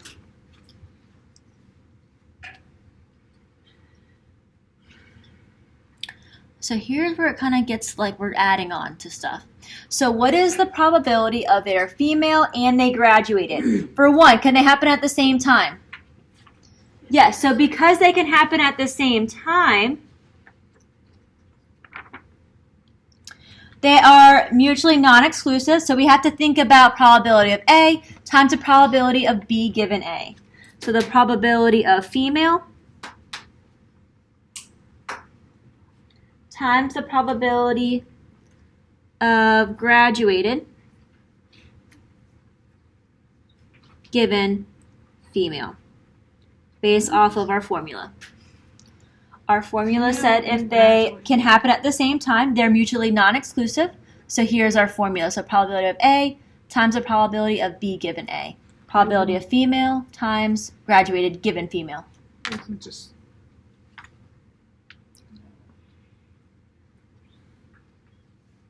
I see what you're saying. Hold that thought. You're thinking correctly. Hold that thought. All right, so how many are female? 163. Out of how many people total? 331. So this is female out of our total. What is it? It's supposed to be graduated female on this. This is just for female. Sorry, this is supposed to be times. And then now we're doing graduated given female. All right, so probability that are graduated females. So graduated females is 129. Out of how many females do we have total? 163. So graduated females. Out of total number of females. What do you notice? As a little shortcut. What do you notice? If you're multiplying these two fractions, they cancel out. So our 163s cancel out. So we're left with 129 all over 331. So, which I think what you were doing, you can say how many graduated females are there? 129. Out of how many people total? 331. You can see either way, you can do the same thing. You're still going to get 129 over 331.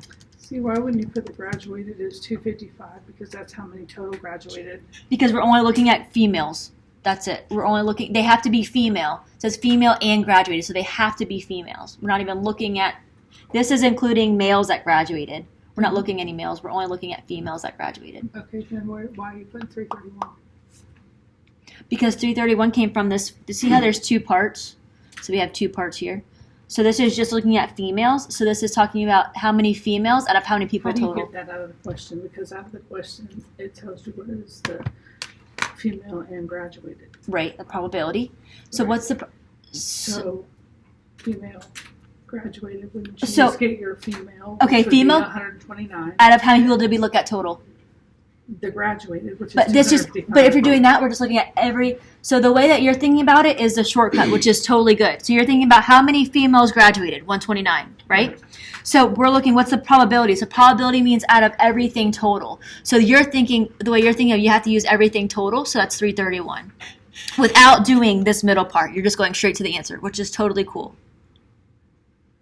No, I'm Okay. not going straight to the. I want to go straight to the answer. Okay, so you're, so I'm you looked not at this. Connecting why you're not using 255 and why you're using 331. If it's just asking for females, you wouldn't even use either one of those, would you? Yeah, it depends on the way you look at the problem. If you break it down in two parts like we did here, That's one thing. But I think that you're looking at straight the answer. So it's explaining it in the way that's straight the answer.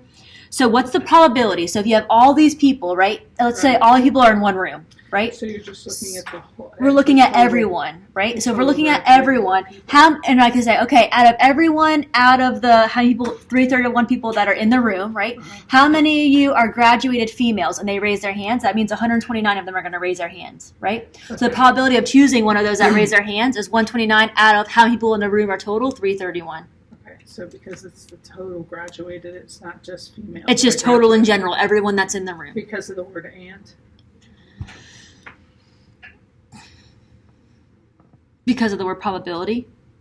And means we're looking at two conditions. So we're looking at female and graduated. So we're looking Okay. at that 129. Because of the probability. Right. Do you understand where my brain is? 'Cause Yeah, but I think you're trying, like, I'm mixing it all together. yeah. Okay. Let's do more examples so we can see. Okay. All right, so putting this in our calculator, we get 0.39. 0.389, which is going to round up to 0.39. So let's look at the next one. So what's the probability if they were all 331 people in the room that they graduated and did not graduate? How many people are going to raise their hand that they graduated and did not graduate? None of them, right? So they can't do both. So none of them, so equals 0. Because these are mutually exclusive, they cannot happen at the same time.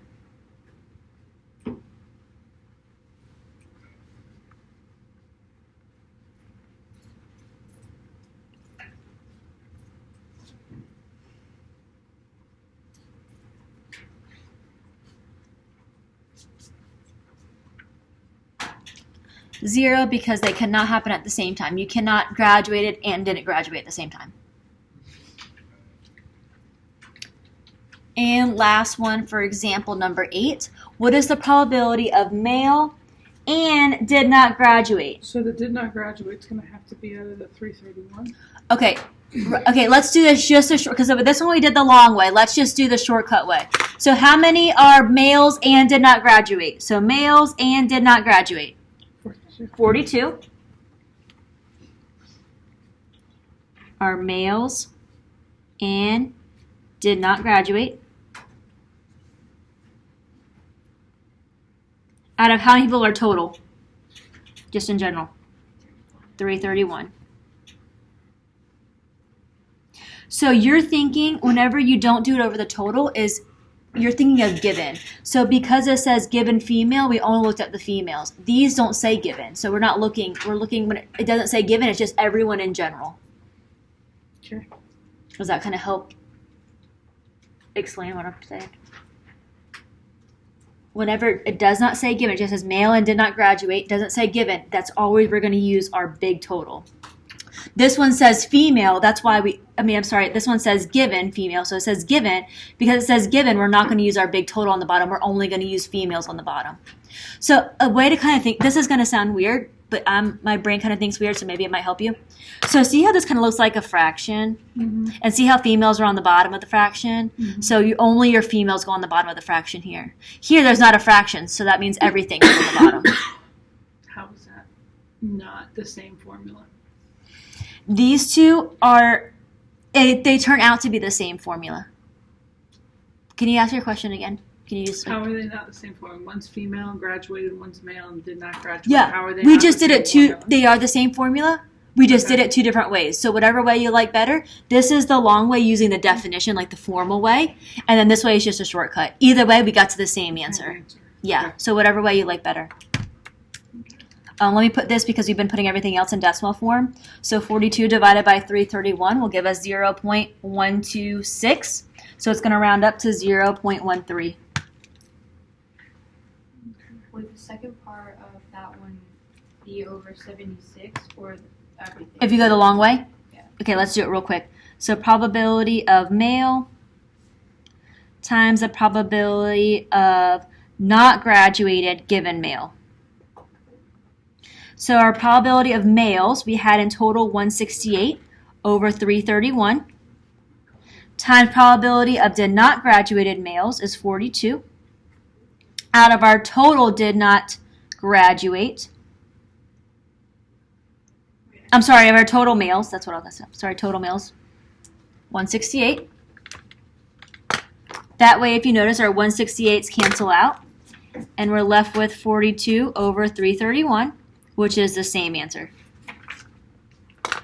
So whether you looked at it using the formula way or whether you looked at it just in general, either way you get the same answer. Did someone say something or no? Okay. Questions on number 8. Questions on number 8. We're getting there. We're getting there. Questions on number 8. Number 9. It says 52 employees in an office wear eyeglasses. 44 have single vision correction. 8 wear bifocals. If 2 employees are selected at random, what is the probability that both wear bifocals? That's our first question. And then second question, what is probability that both have single vision? So probability that both wear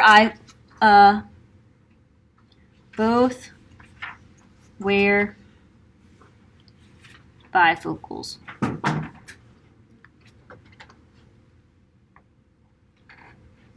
So that means the probability that the first person selected wears bifocals. What? Is there an E actually on the end of the word? I'm sorry.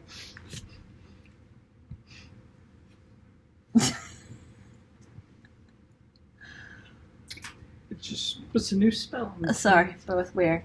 No E at the end. Okay, so our first one has to wear bifocals. And then our second one is a probability that second wears, no E, bifocals. But given, the first one has to wear bifocals too. So given first wears bifocals. I'm just abbreviating because I'm running out of room. I'm going to show you where this plays in.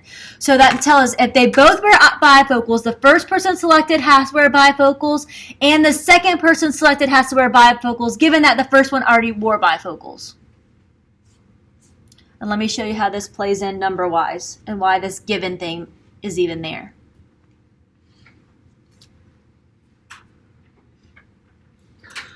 So how many wear bifocals? Bifocals.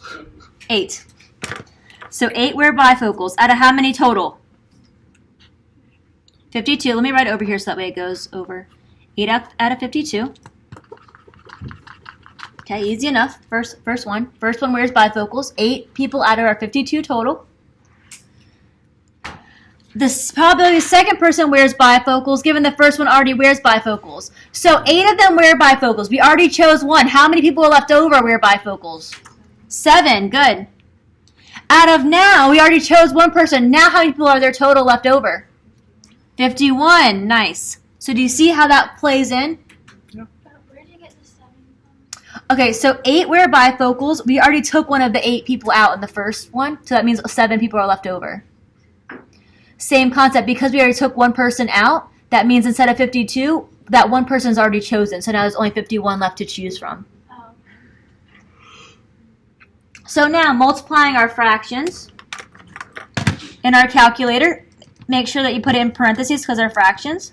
8 over 52 times 7 out of 51 will give us 0.021, which is going to round to 0.02.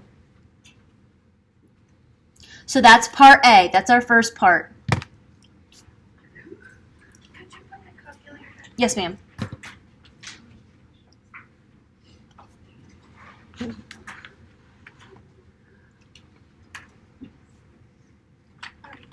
You're welcome.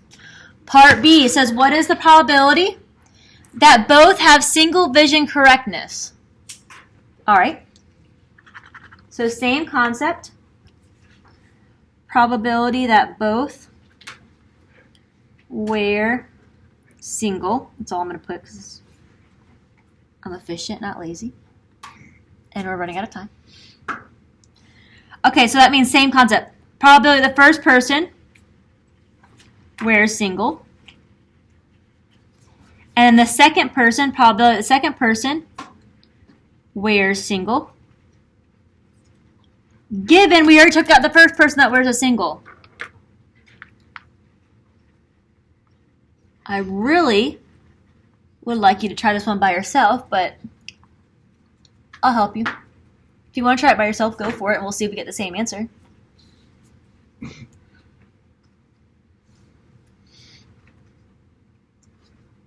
Expect lots of emails.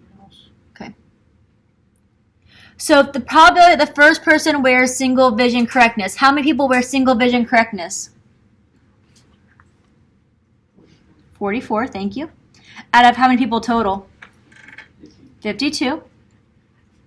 So second person also wears singles. So 44, we took out one person already. So how many people are left over out of that 44? 43. We already chose one person, so that means how many people are left over total? 51. Bingo. Plugging this into our calculator. They're each their own fractions, so make sure you put each of them in parentheses. So in parentheses, 44 or 52 times in parentheses 43 out of 51 will give us 0.713. So that's going to round to 0.71.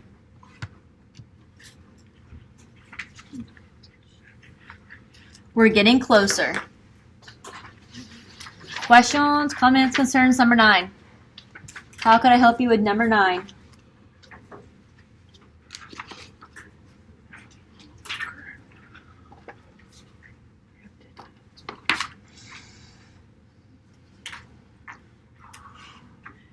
You can do I it. feel like I'm the slowest right Oh, no, you're good. I'm like the missing link. When I'm ready, everybody's ready. No, you're good. But I appreciate it because I can just look at you, see if you're done.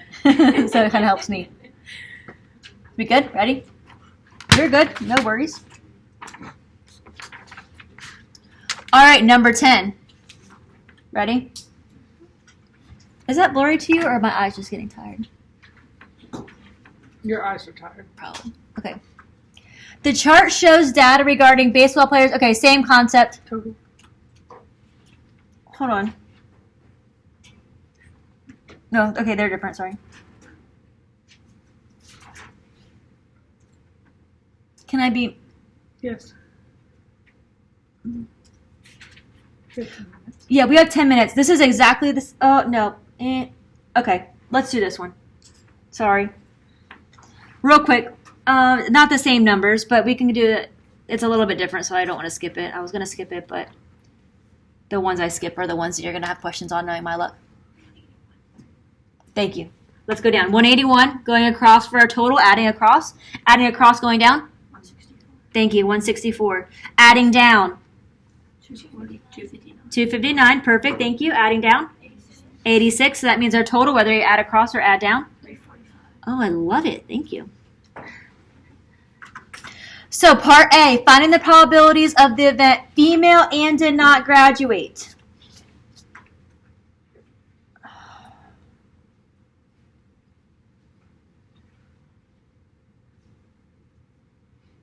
Okay. Yeah, so that way we notice this one says and. So probability of female and did not graduate. Can I just say no to kind of simplify it?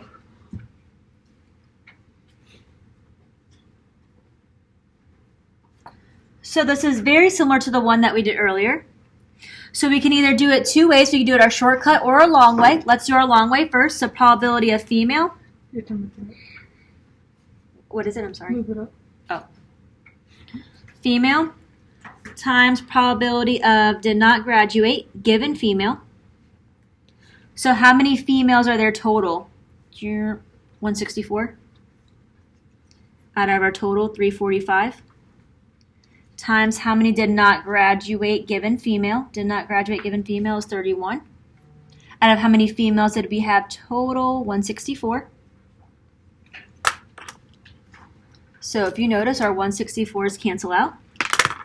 We're left with 31 over 345. So if you did it the shortcut way, female and no, female did not graduate is 31 out of our total 345. So if you want to skip this middle stuff, your shortcut, you can go straight to your answer. Either way, you're still going to get 31 out of 345. which will give you in our calculator 0.089, which will round up to 0.09.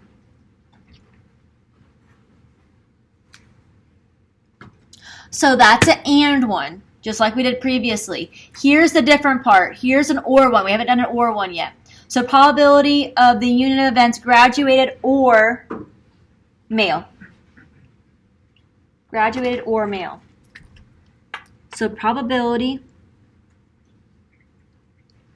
of graduated or male. So going to our definitions.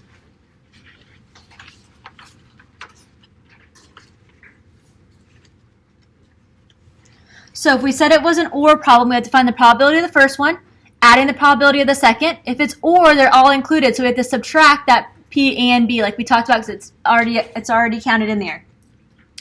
So probability of graduated plus probability of male plus the probability of graduated and male. I'm sorry, this was a minus. Minus probability of graduated and male. Yes, sir.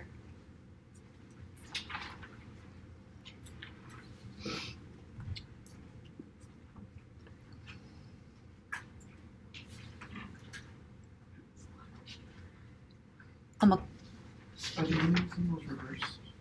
Say it one more time. Are the union symbols reversed? What do you mean? So and is upside down and or is is that what you're asking? When I thought of the union symbol.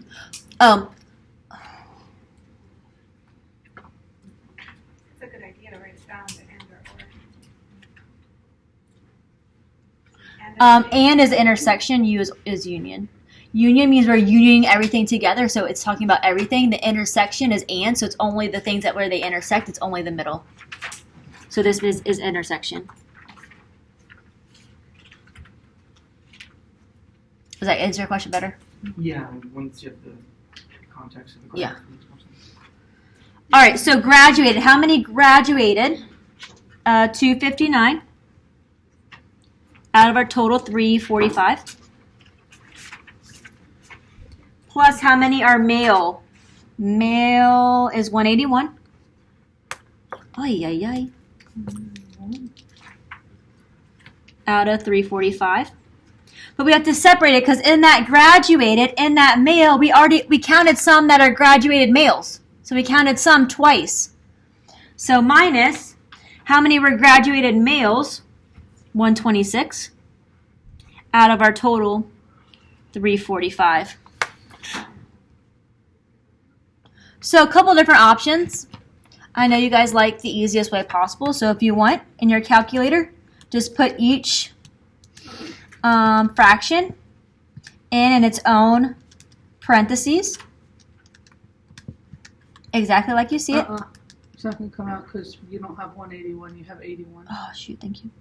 Let's go back. Okay, so 259 out of 345 plus 181 out of 345 minus, I did the same thing here, 126 out of 345. Boom, you get 0.91.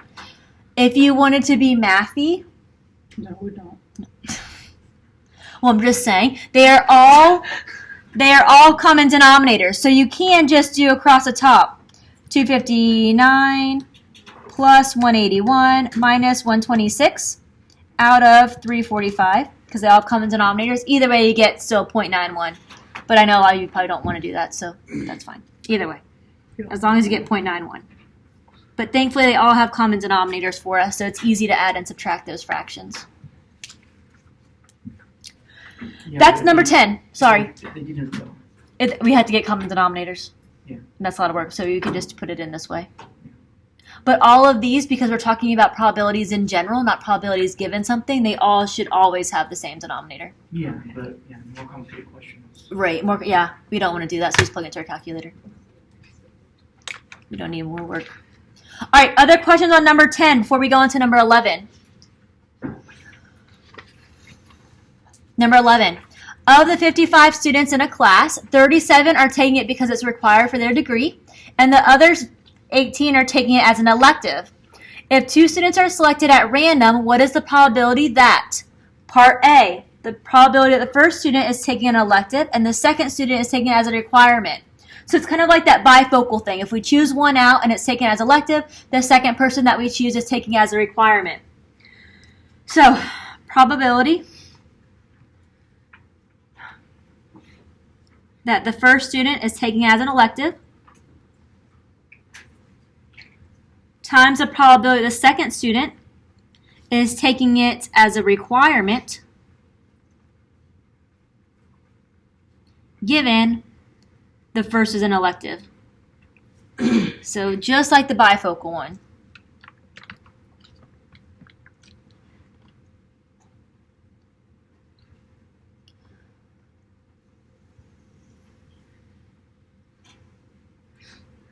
So how many students are taking it as an elective? 18. How many students are there total in the class? 55. Our second one, we chose an elective out. How many students are required? 37. We didn't take one of those, so it's still just 37. But now if we took one student out that has an elective, how many students are left over to choose from? 54. Nice. So in our calculators, in parentheses, 18 out of 55, that's its own fraction, times, again in parentheses, 37 out of 54, will give us our probability, which is 0.224, which is just rounds to 0.22.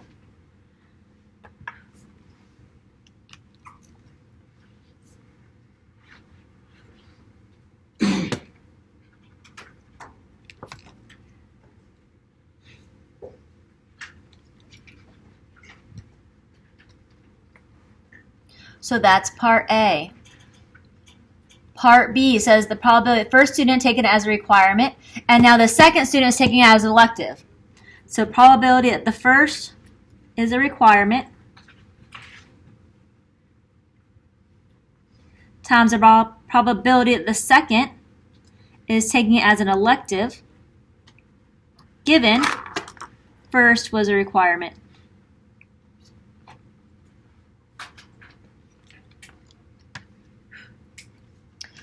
So how many had requirements?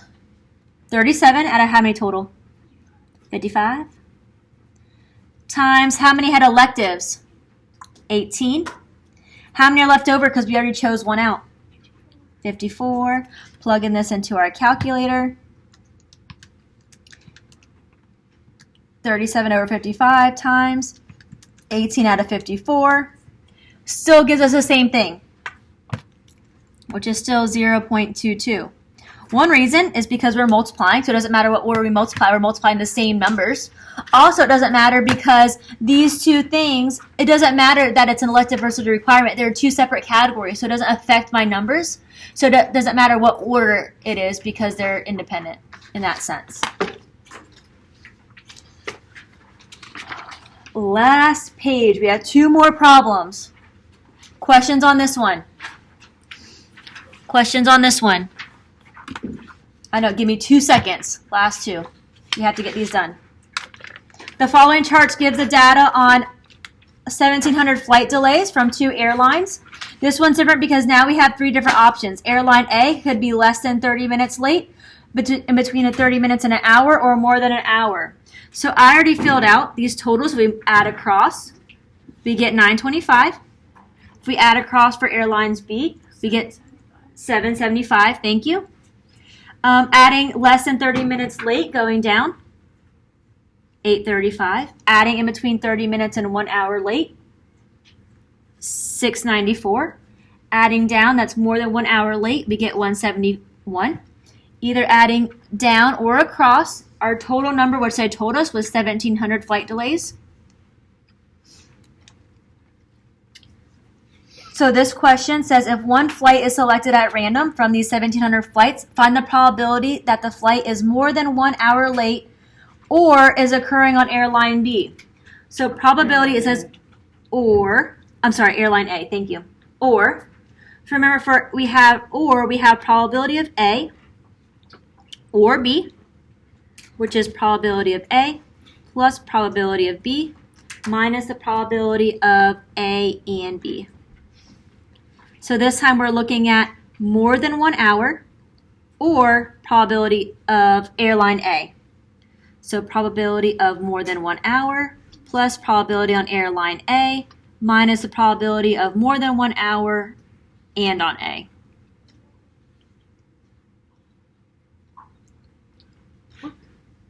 So just filling in, instead of A, we have more than 1 hour.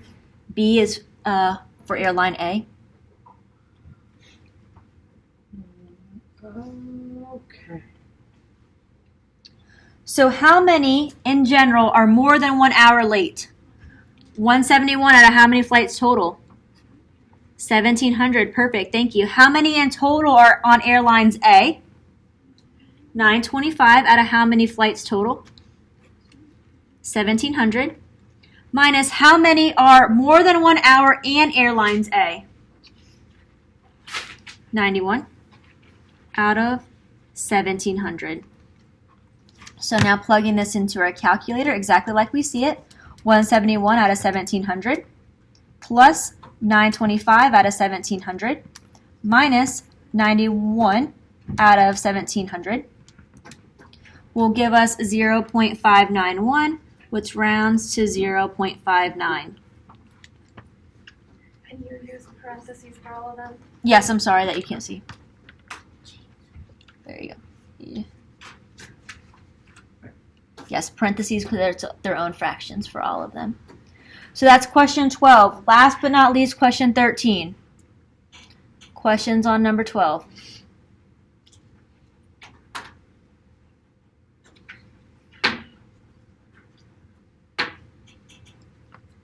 So for number 13, it says 9.6 Americans traveled by car over Memorial Day weekend and 88.09 stayed at home.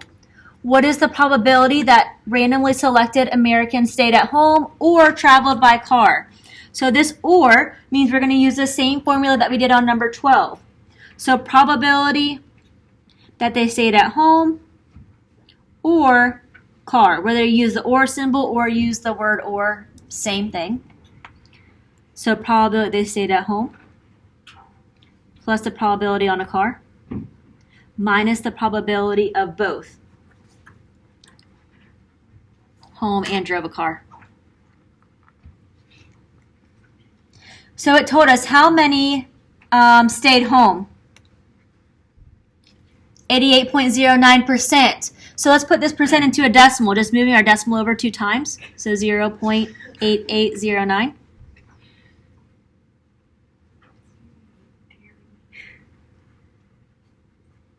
And it told us that 9.6% traveled by car. So over 2 times to the left, put this in decimal form, 0.096. And then how many stayed at home and traveled somewhere by car? You can't do both, right? You can't stay at home and go somewhere. 0. So 0.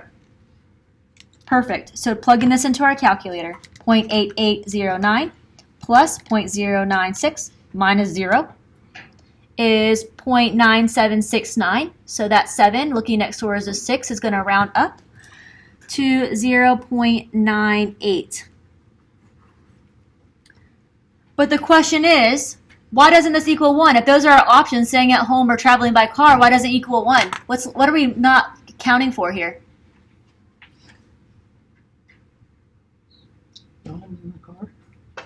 Okay, what else? Think outside the box. What if I wanted to fly somewhere? What if a Memorial Day weekend traveling by boat? Come on, we're in Florida. You travel by boat. So boat, car, other options. Sandbar. You're traveling to a sandbar, right? That's how I do Memorial Day weekend. I don't know what y'all are doing Memorial Day weekend, but Drinking. at the sandbar. All right, so that's why it doesn't equal 1. So it's not counting for everything. So these are not complements.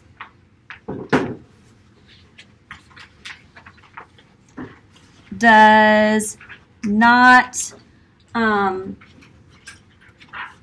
contain all options. and sample space. For example, someone can travel by plane, boat, maybe they're going on a bike, whatever, etc. Not talking about all options. It's talking about most options, but not all of them. So that is our chapter 4 notes.